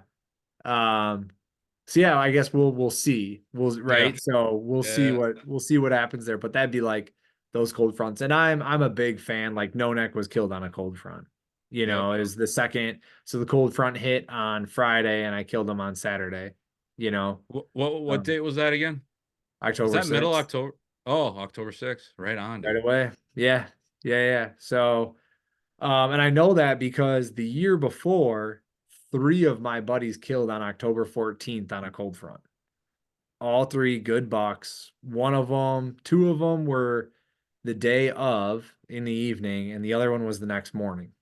Like in the next morning, to your credit, it was like a later morning buck. It was like a 9 a.m. buck. Sure. Just came strolling through, you Yep. know?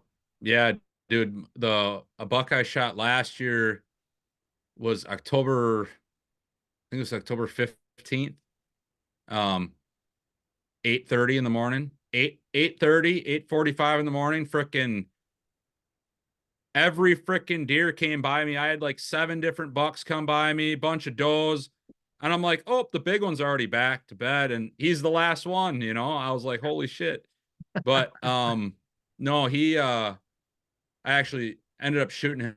I thought it was a different buck, honestly, that because I only got a side view and I made up my mind, ended up shooting it. Wasn't I was still pumped about it, you know. It was still a nice buck, but um yeah, I that was really late in the morning. Like you would not be thinking and not in I mean, it was in a river bottom, but uh and typically I don't hunt river bottoms that much. I'm usually hunting the hills, but uh this river bottom, I mean, it was pretty open. Like it was you see on the video, I'm not posting it until for a little bit here, but um you see on the video like you're like holy shit, he's like walking through like grass, like he was actually walking down a a private land guy that owns land next next to where I was hunting was driving his four-wheeler or something through the public,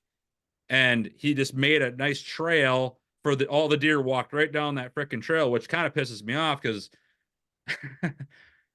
they were all using the trail at like 45 yards, and but there was pounded deer trails on the edge of like I was hunting a transition line. I was like a little point of like willows and swamp grass, or the grass that's in the river bottoms and stuff. And I feel like if that guy didn't want to pound that trail through the CRP grass at 45 yards, they would have walked right by me. But I mean, it is what it is. I literally had my camera on that trail on the spot and my bow ready because I knew like the first after the first three, they all did the same thing. And I'm like, all right, if I'm gonna have this thing dialed, I'm gonna as soon as a buck comes in, I'm gonna have this thing zoomed in. All I gotta do is hit record and grab my bow, you know. Because Yeah. I knew they're all doing the same thing, and I just wasn't expecting it to happen at like freaking almost 9 o'clock in the morning, you know what I mean? And I just remember looking to my right and seeing a big rack, and I'm like, holy shit, it's happening. Hit record, grab my bow, pull back, stopped him. It was a long shot, 45 yards, probably about as max as I'd go. And ended up shooting him. Shot when I released, you'll see it on the video. When I released, he's I stopped him and he started walking, shot, ended up gut punching him. Super pissed off at myself about it. Either way, ended up finding him the next morning. But yeah, that was a late morning hunt. Um, Yeah. and to go off on a little bit of a rabbit hole here, I guess that we weren't on a topic we weren't talking about. I won't even shoot that far anymore. And I don't know about you, but like like years before I would be like, oh, 40 yards, 45 yards, we're good. Like now I'm like, dude, there's so much that can happen within, and even when the deer's in the wide open, like there's no branches or anything, like the slightest movement, one step, you're in the guts. You know what I mean? One step, Uh-huh. the arrow's in the guts, and it's like, I don't know. I don't think I would ever shoot that far again, even in a wide open field, standing there. Maybe if it was standing there feeding or something, and not knowing that I had to stop him because he was walking pretty fast. But I don't know. I don't know.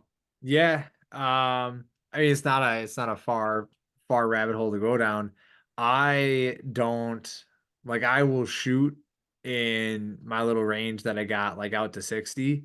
Yeah, Um, I do not like when I get in the woods and I pull out my rangefinder and I like start ranging stuff and I look around, I'm like, all right, that's too far. I will range it and it'll be like 36. I'll be like, ah, seriously, dude.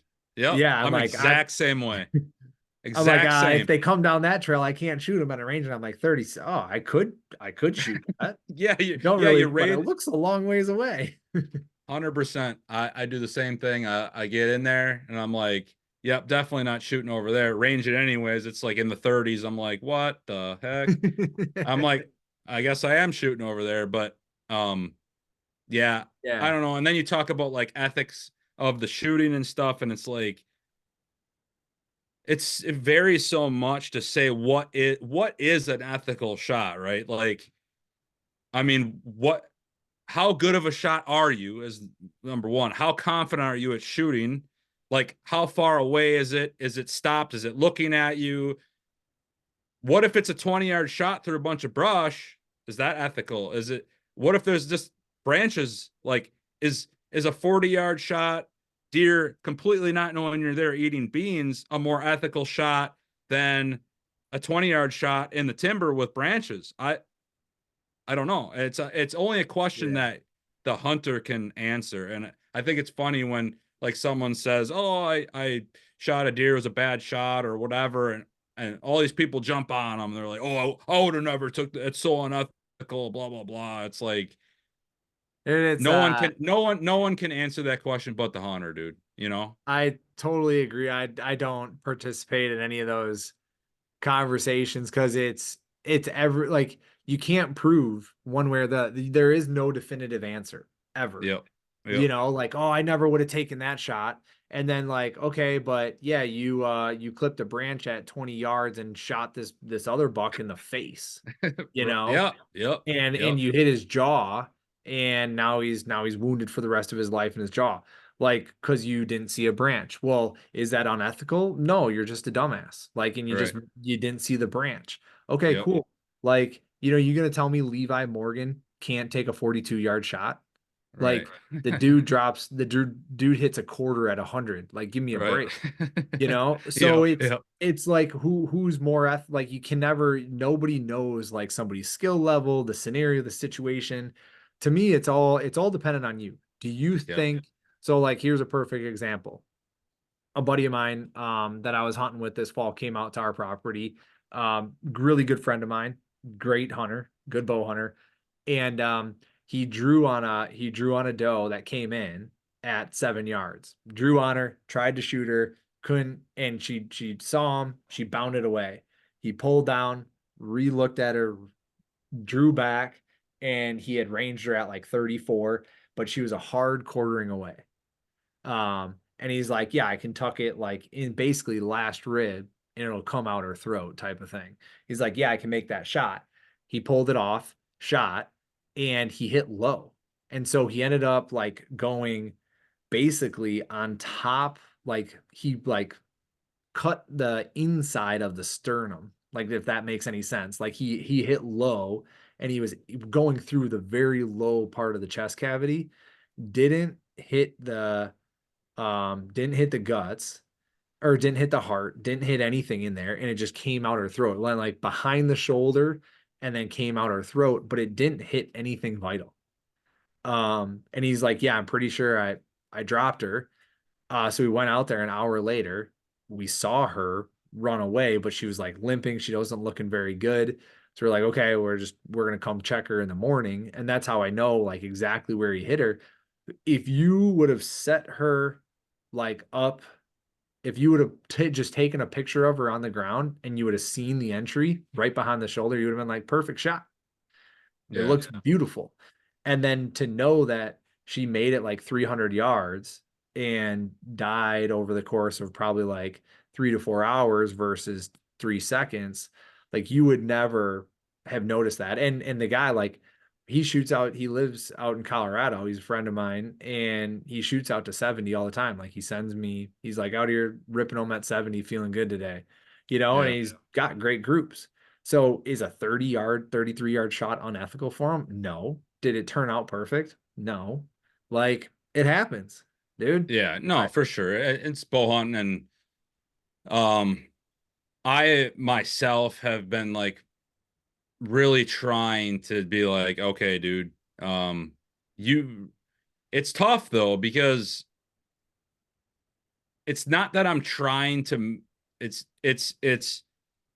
if you don't, if you only have certain opportunities, and if you don't capitalize on those opportunities at the right time, you're not killing a deer that year. Right. You know what I mean? And they're never easy. I never, for me personally, I never have them just come walk by at 20 yards, perfect type of deal. You know what I mean? I And don't, it's most people who it, hunt public land don't have that. no, and that's it's very true. Like you can't trim trash, you can't do nothing. So a lot of times you're presented with these sketchy shots, and sometimes if you don't take them, you ain't gonna kill a deer either. So Right. is a line there. It's tough to play it, tough to play that line. Hmm. I personally, I could have launched some arrows. I actually did. I launched an arrow. I missed one. This is funny. Um, I so this is actually a good kind of story to talk about, just because I was actually gonna make a video about this. Um, so anyone who's self-filming, uh, one thing that you need to be doing when you're self-filming is you need to know if you are going to shoot that deer or not. Because before it even comes in, like, you need to make the decision as soon as you see that deer. You're like, yep, I'm going to shoot him, or nope, I'm not going to shoot him. Because if you start playing around with that hesitation, bad things happen, because you're focused on your bow, your shooting, your camera. Like, you have to be dialed with your camera so you can be dialed with your shooting.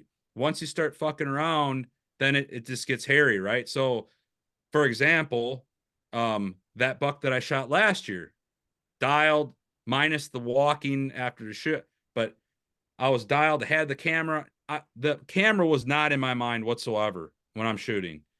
This buck, the camera was what was in my mind. So this buck comes in. This was on November 1st, hunting a pinch point. I could see him coming, 100 something yards probably. I saw him in the CRP. I was like, yep, that's a nice buck. I'm not going to shoot him though. And he comes walking and he starts getting pretty close. And I was like, all right, I'm just going to get some film of him. He starts trotting. And as soon as he gets in front of me, I made the decision, man, because I started seeing that angle that makes him look big. He started like quartering away a little bit. He's like right in front of me, and I'm like, oh shit, am I making a mistake here? Like, this is a pretty nice buck. And um then I was like, all right, screw it. So I didn't even have my bow in my hand, and I'm trying to bleed at him to stop him. Finally, I stop him. I grab my bow. I'm like bleeding while I'm grabbing my bow. Look at my camera. Like, all these things are going through your head. You can't be doing that. You have to make that decision. Anyways, pull back my bow. I was bleeding at him when he was at like 15 yards in front of me when I could have crushed him. And now he's at like 25 or something, Yeah. and quartering away, kind of like a real slow walk. Like, what the heck was that noise type of deal? Yeah. Pull back my bow, put the pin on him. Yup, dead. Pull the trigger, and arrow goes flying over its back, and I'm like, the heck was that? And then I like instantly realized, I'm like, wow, I'm an idiot. I never set my pin. Like, my pin was set at freaking 37 off my deck that I shoot every day. And I was like, what an idiot. Like, what am I doing? And like, it was something. I actually, it wasn't that big of a buck. It was probably, I'm not that I'm happy that I missed, because it's like I'm trying to kill deer. But Yeah. I'm not mad that I missed, just because it wasn't a buck that I was super pumped about. And I like to get attached to certain deer, and I was kind of hunting a random spot just because of the pressure I was putting on these other spots. And I am but it was a huge, I'm glad it happened, because it was a huge learning lesson for me, just to know, I'm like, okay, this cannot happen to me. Like, I need to I need to dial. You need to make that decision right away. That's the Yeah. number one thing you have to make when you're self filming. When you're bow hunting, you have your bow in your hand. You're good to go. If you're not worrying about the camera, you can make decisions like that. But Right. when you have these other things to think about, it's just bad news right out the gate. If you're like going back and forth, this type of stuff, like you know what I mean. So Oh yeah. you just have to make that decision on the fly. Like for me, I'm like I'm making that decision. Like any future deer, I'm making the decision. That's it. You know. And Yeah. if I start thinking to myself, oh, like I don't know, I'm not doing it. It's a no for me. You know what I mean? Right. Then we're not doing it. If I have to like go back and forth in my mind about it, you know. Mhm.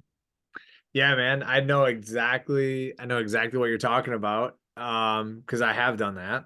I haven't taken the shot, but I have been like, I have missed opportunities because I'm like, oh, that's a nice buck. I should film this thing, and I'm like, oh my God, that is a nice buck. Oh shit, I definitely should have shot that buck. Like now I'm stuck. And a lot of times especially if you're hunting, like, But hold it, on though. Hold oh, on. You made that choice though. You're like you didn't pick up your you didn't you're like were you regretting that? You were regretting that. afterwards I But regretted it.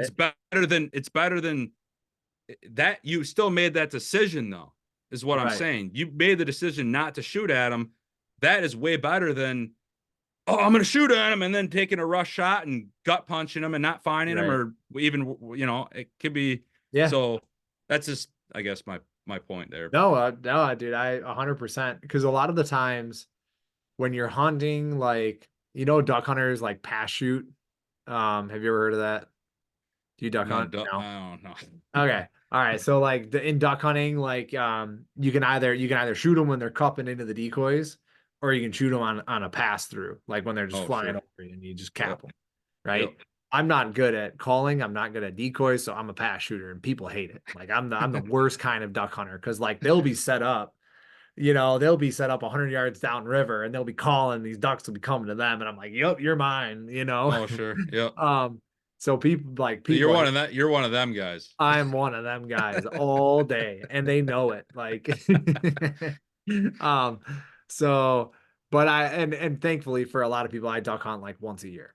But but in terms of like deer hunting, you get a buck that comes into like an oak grove, and he's just like lollygagging around, not really going anywhere, sitting there feeding for 10 minutes. You can make a whole lot of decisions in that scenario. Like you'd be Oh like, yeah. all right, that's a nice buck, okay, yeah, I guess I will shoot that. You turn the camera, you kind of get him set up, and you go, or he's coming into a food plot or whatever.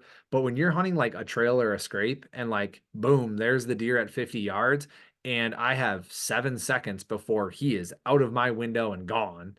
Yep. Like that is a totally different scenario. We're like, oh shit, shit, shit, shit. What do I do? And then it's just like, boom. Like, and that's when this decision of, do I shoot him or not? No. Okay, cool. Get some sweet footage. Yes. All right. Set it up, get the camera set up, like draw, where am I going to shoot him? Like, because the other thing that you do when you self film is, and I know you do this, is like, you play through all the shot opportunities that you're going to have, and then Yep. you're like, where am I going to position my camera, when am I going to bleed at them, like, and you get your landmarks and everything, so that when that deer comes in, you're like, okay, cool, he's about to be in frame. Yep, he's in frame. Okay, he's going to be in frame for 7 more steps. Here he goes, draw, bat.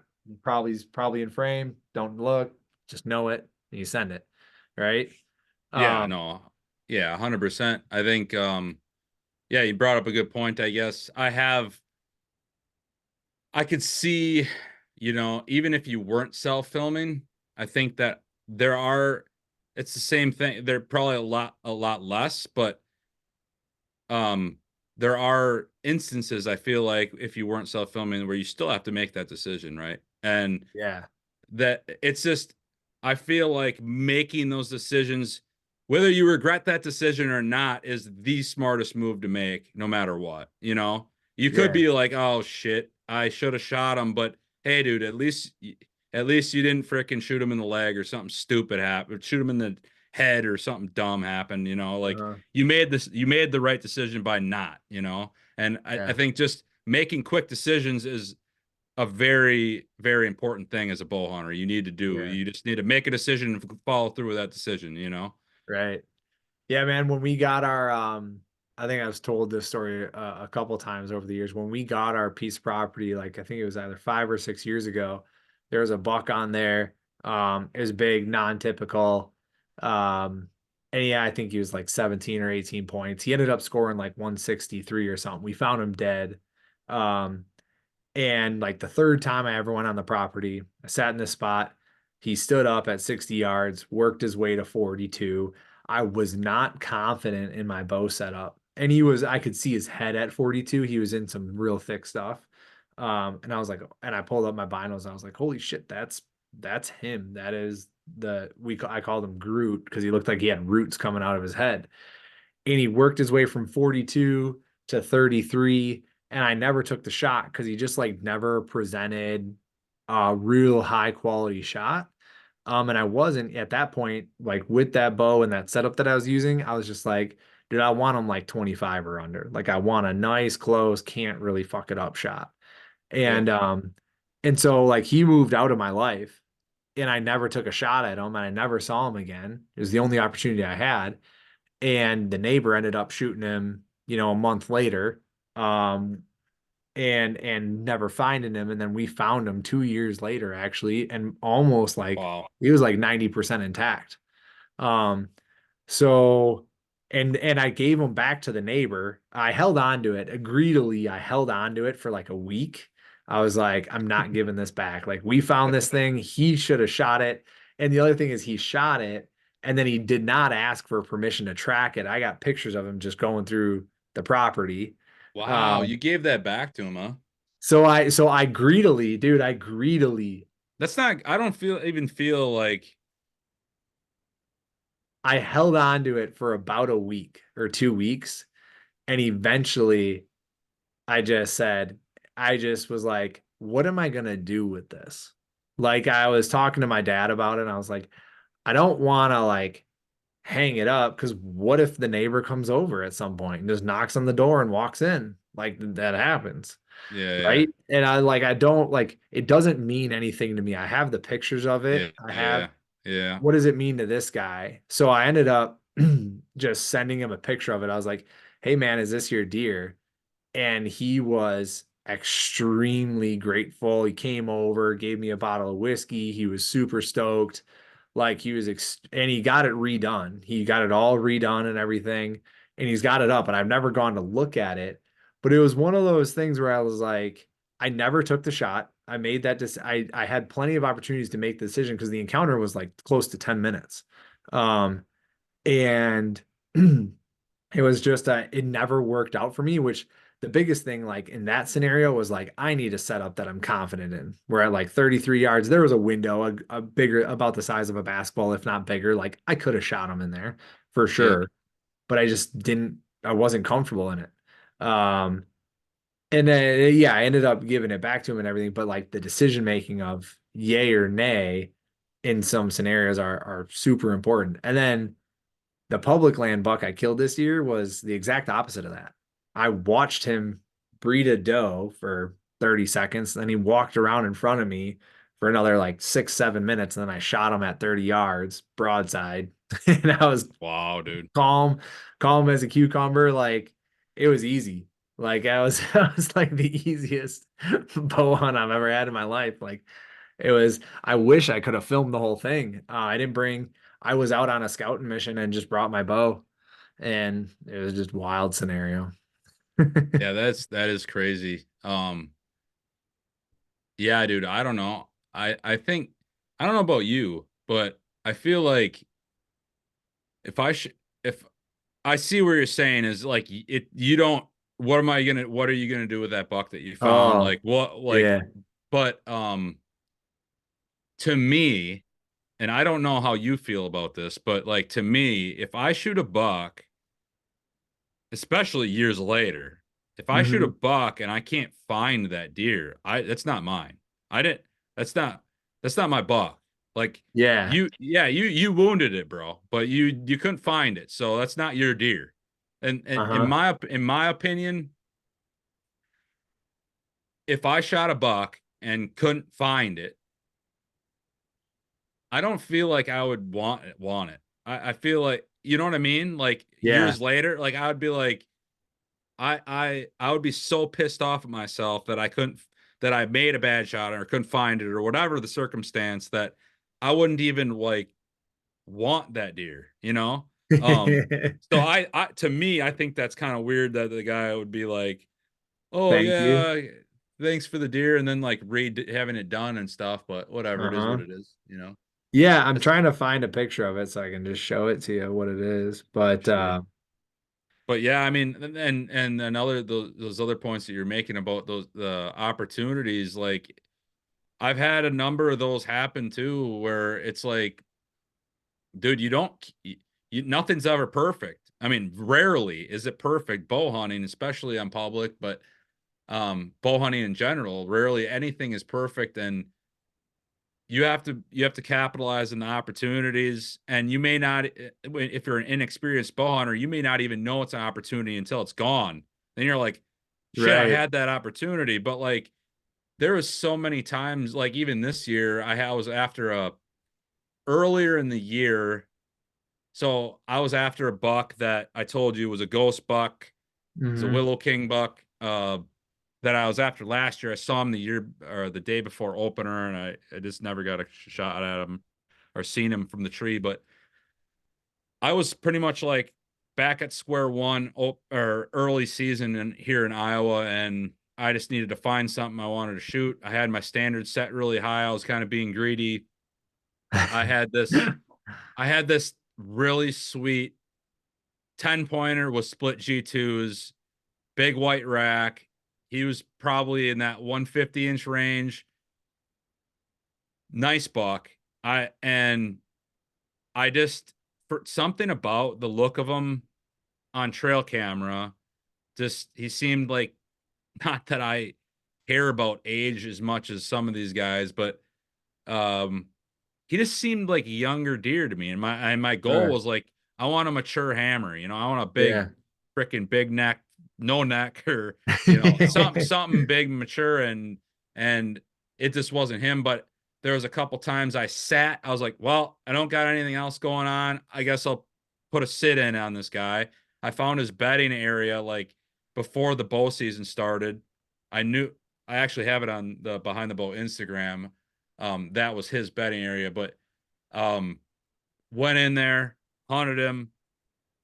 So he came in on a doe. It was like October 20th or something. It was a cold front again. Uh, Came in on a doe, and it was, he literally went, like, if I wasn't filming, I may have tried to stop him, but it was one of them deals where it was like that was the opportunity right there. He came through at like 35, 36, 37, that range, and that was my opportunity. Didn't shoot, crossed, and I was just like waiting for the perfect opportunity because I didn't really Yeah. want to kill him to begin with. And then he and then the doe started circling around. She got my wind, ran. I had a per I was ready to kill him. Had the camera on the hole that the doe went through, 22 yards. Yup, thing's dead if he walks through this thing.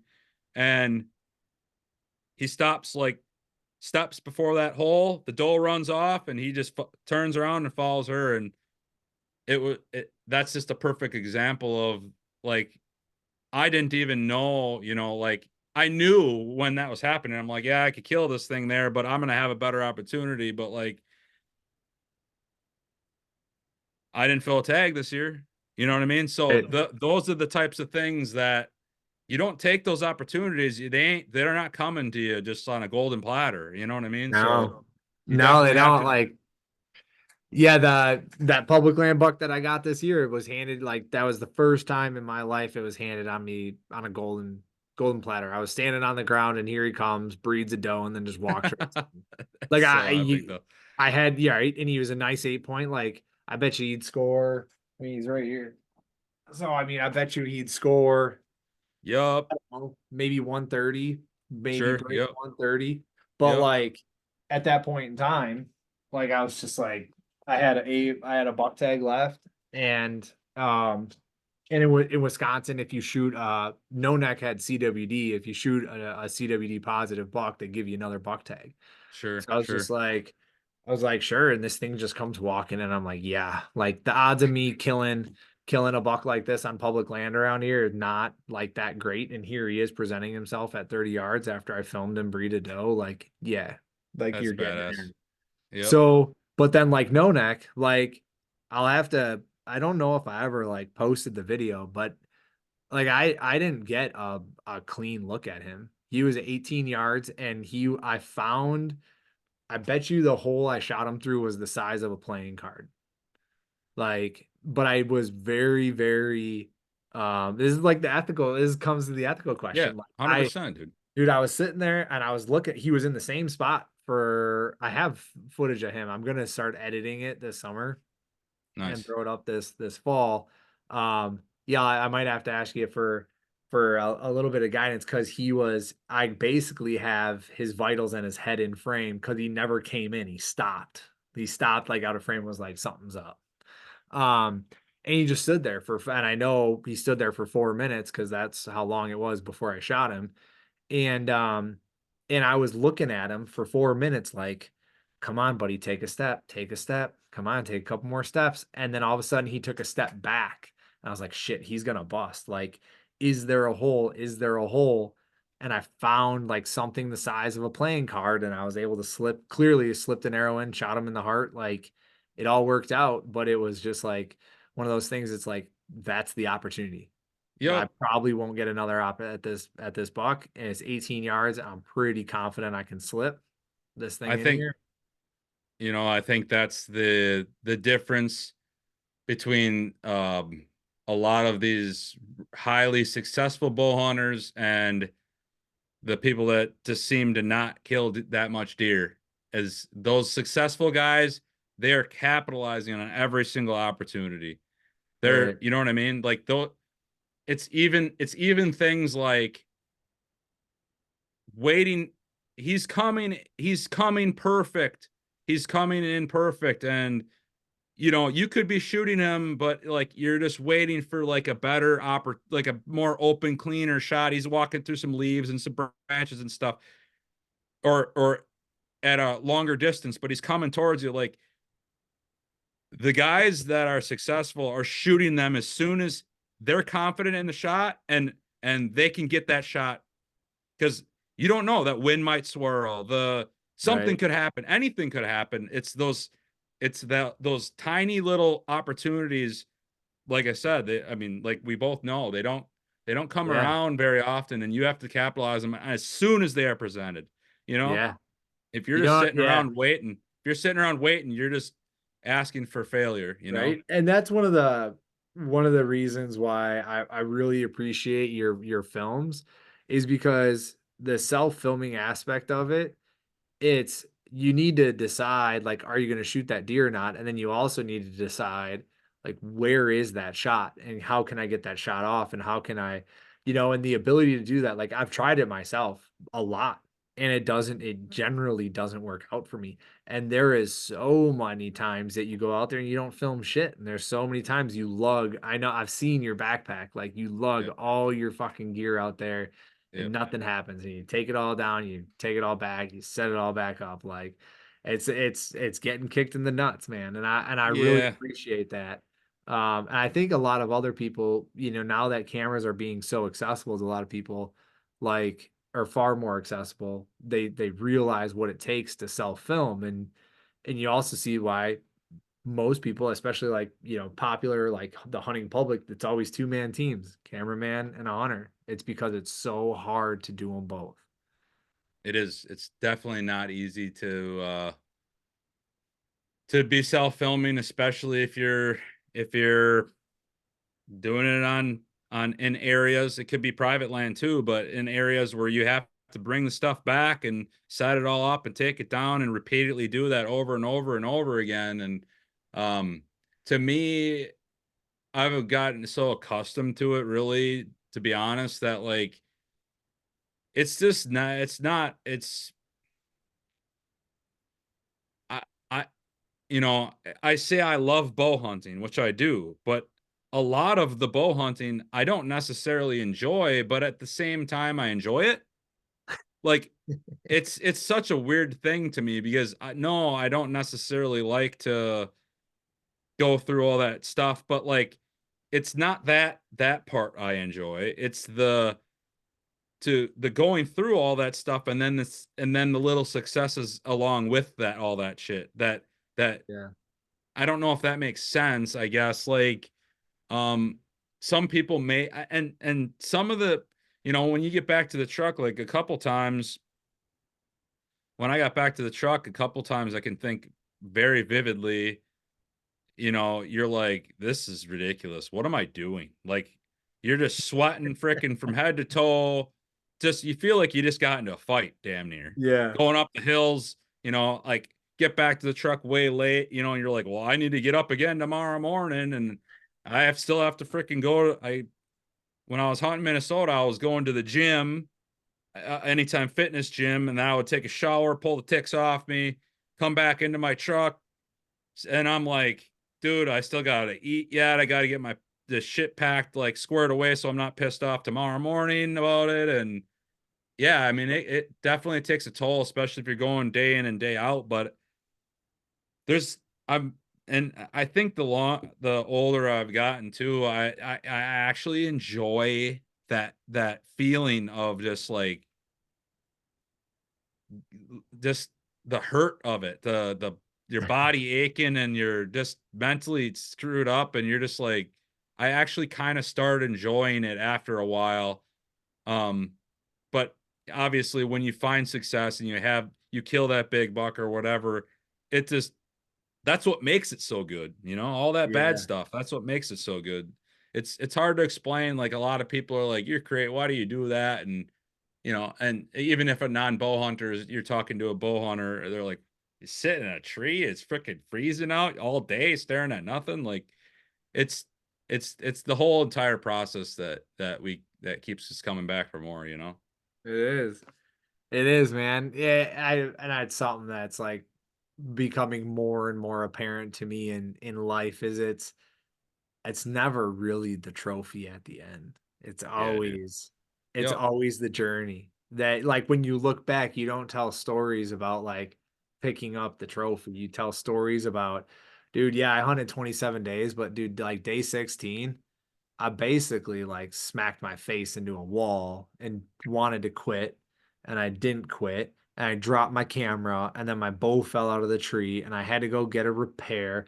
And then I got the shits from the Casey's pizza that I ate down the road, so that was awful. Spent the whole day trying to figure that shit out, and like that's like it's the stories that you tell along the way that make up the trophy. It's not the antlers. It's the effort that went into it. For sure, dude. Yeah. If if it was easy, obviously, you know, Wouldn't everyone mean would as much. whatever. Yeah, no, dude. It's kind of why I like the public land stuff. Like I've had opportunities present itself on private land here, like that I feel the majority of people that I know would not pass up. And to me, I've started on public land. I'm a public land guy till pretty much the day I die. Maybe if I'm old and crusty and can't walk no more, I might be jumping on some private and stuff. But it's just I've started on it and I've been doing it for so long that I almost feel like I don't know if it's like this feeling of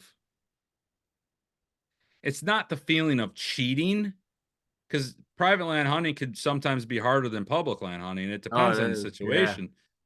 But I feel like it's it's the it's the fact that, and I don't know why I think this way, but it's like no one else has the opportunity. Like if I was on, so I was someone, I helped with a concrete job in here in Iowa. I helped my neighbor pour some concrete, and for this big giant barn. It took all day, and the farmer was like super thankful. He's like, "Yep, you can bow hunt my land." He's like got like 800 acres total. There's another guy that I did a video for.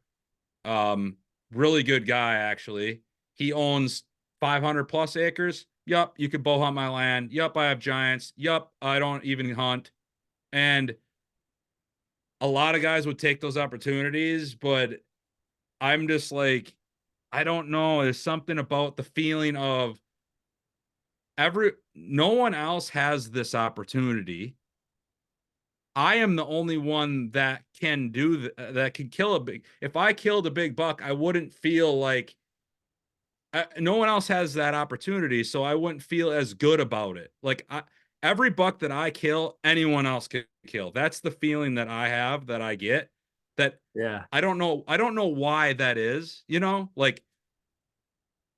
But dude, it's the that makes me just want to be hunting public land. Like I'm like, I don't want any excuses. Like I want everyone like the deer that I'm hunting, anyone else can do it. Like you know what I mean? yeah.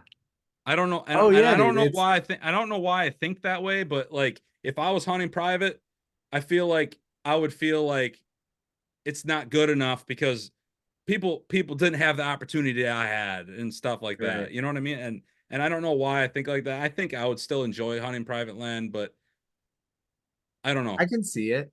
I That's just the like way. so yeah, yeah, yeah. And I could come at that because I have private, right? We got Yeah, 110. And then I also hunt public. And I think it's I totally agree with you in the sense of like it's nice to be able to go out there and go like Tim down the road, John and South Dakota and everybody in Illinois that comes over to Iowa, everybody in the Southeast, everyone from Colorado, like anyone can draw a tag and come out here. And I was able to wade through those people and find this buck when they could not. Like yep, that is a hell of a feeling. And it's very satisfying because to me, the epitome of a hunter, like if you want to people want to judge like are you a good hunter or not, right? And to me a good hunter is somebody who you can drop them off on a piece of ground for 10 days and they'll figure out majority of it and they'll get an opportunity in 10 days. That's something like sure, yep, 120 inches, 130 inches yep, or better. That to me signifies a good hunter. And then there's certainly elements of luck and whatnot to it, but to be a good hunter you can't have 500 acres of private ground where you get to control everything and you get to go, there's no other pressure here, there's no pressure here. I planted the food here, I put tree stands here, everything's pre-hung, everything's preset. And you go out there and you kill one and you sit one time and you got all the cell cams out, you sit one time, you kill them. The satisfaction is different. It's a different level, and maybe the satisfaction and I can tell this from owning our private, the satisfaction comes from clearing the trees, planting the food plots, setting the stands, putting that all the additional time in. That's where the satisfaction comes from. Like I built this and then I harvested what I built. Like yep, that to me is it's a different type of satisfaction sure, yep, than the public land stuff and beating out other hunters. And I don't and I think like to your what you're saying is it doesn't I don't think one is better than the other. I think it's just different. It's right, just not it's not this like you're not better if you hunt the public land or better if you hunt private. But at the right, same time, like if you want to judge yourself, like is Curtis a better hunter than Tom, who's only hunted 500 acres of private ground for the last 30 years, and he goes to the same tree stand and he kills a good buck out of it every year? Like I would put my money that Curtis is a better hunter. Like if we took Tom and Curtis and dropped them off in Nebraska on a piece of public or somebody else's new farm, Curtis is going to come up with a deer first, right? Like to me, that if that's what you're after, which it's not to me, dude. I don't know, man. Like it's not necessarily. I mean, I am a competitive person, but I'm not really in the deer hunting world. I don't feel like maybe I am, but like I just feel like I don't know. I feel like it's just this feeling like when I was younger, I never had opportunities to hunt private, right? And yeah, I mean, my uncles own like a 40 here and there, Um, but my one uncle ended up dying. The other uncle would only let me hunt sometimes and whatever else, but they were definitely not local to me either. So like it's not like I could be like, oh, I'm done with school, I'm gonna go hunt now. Sure. So I've hunted public land my whole life. Um, and I I when I was younger and I didn't know much about hunting, I always thought to myself like I have the disadvantage. I made all these excuses for myself like, oh, these kids that are going to school with me, they're hunting private land and they're killing big bucks because they got the private land and blah blah blah and all this stuff and like, but I just kept hunting public and like I wanted to prove myself, Yeah. prove to everybody else that I could do it on the public land and I could do it better than these guys. And like I think that some of part of that is still in me, or like I don't want to be the guy that um is on the private land just because like I despised them when I was younger, like type of feeling. Like Yeah. I don't know what it is, dude. It's hard for me to put into words, I guess, but I don't think I will ever. And You like I just like, said, dude, like nothing against private land hunters or right. whatever, dude. I don't give a shit. I just it's something inside me that I'm like I can't go to that. I can't go that road. Yeah. And it's the same thing with as much as sometimes I'm like, dude, I'll just put the freaking camera down and go bow hunting and drag the stupid thing out every time. And I'm just so used to it, and it's just the way I do stuff that it's just like it is what it is now. Yeah. Maybe it's the work. Maybe it's like you enjoy the work of it Yeah, dude. because I it don't is know. work. It is work. Yeah. Yeah. I don't know, man. Yeah. It's a tough call, dude. It's a tough call. Um, there's another question I had, but Van, dude, I've definitely, for somebody who doesn't like being on a talking to people and being more of an introvert, I've kept you around for 2 hours. Yeah, yeah. It's been a little bit for All sure. right. I don't Yeah, want to be a I'll dick. give you your $500. Like I'll checks in the mail. Yeah, right. Sounds good. Sounds good, dude. Uh, but no, dude, Curtis, thank you. Thank you for hopping on, dude. It's 10 o'clock right now. We can wrap this up. But I mean, I like overall it's a great combo and I really like how you position it as it's different. It's work. You enjoy doing the public thing. You enjoy going, look, anybody else here can do it. It's pride. I like it. Um, I don't have any ill feelings against private people who Right, want private ground, but I like the adventure of the public ground. Like it's a different journey, right? right, right. Yeah. Yeah, Yeah. So if you I could, jokingly, I jokingly, you know, me and Skylar were like, because he's never had private land to hunt either, and we joke, oh, the private landers, like we talk shit about the private landers, but it's more of a sarcastic deal, you know what I mean? yeah, Like, it is what it is. We don't care about that stuff. It's just a joke to us, but. yeah. But French toast is not. French toast is where it's at. Breakfast. Dude, I French think toast. as like I besides him killing that really nice, yeah, besides him killing that really nice buck right at the end of that video, like that's probably the best line. Yeah, dude. Yeah, he definitely got a really good response from that. That's pretty funny. I But know. yeah, he definitely brings life into the tree stand when you're sitting there. It's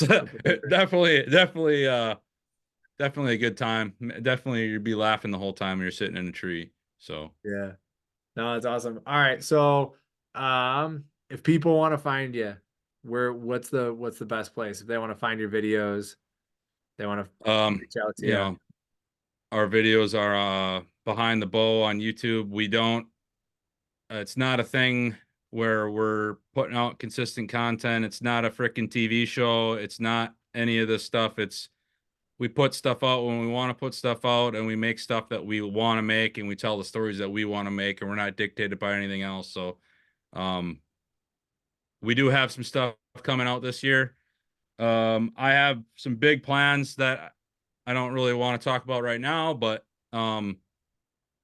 yeah, some cool stuff coming Sweet. out on the Behind the Bow YouTube channel, and you can find us on Instagram and Facebook and all that good stuff too. So Fantastic. And then if you are in marketing or you're a business owner or you need a badass video shot for your company, yeah, dude, if you guys want some video content, if you own a business, if you have a family farm, we're just starting to do these farm flyovers and or like a mini documentary for your family that will imagine if your grandpa or whatever is 95 years old or whatever, and it's a family farm and you guys it's a generational farm. We'll come in and shoot it like a mini documentary for you. So looking back on that, like your kids will imagine if you were imagine now if I had a video of my grandpa's grandpa talking about the farming and the things they did. Imagine watching that today. yeah. How unreal would that be, dude? That's what we're trying to capture with like these mini documentaries. We're preserving history. Like, I don't believe farming is a dying thing. Hunting is a dying thing. That kind of genre is a dying thing. And I feel like we are preserving history right there. And I think that's a service that we offer.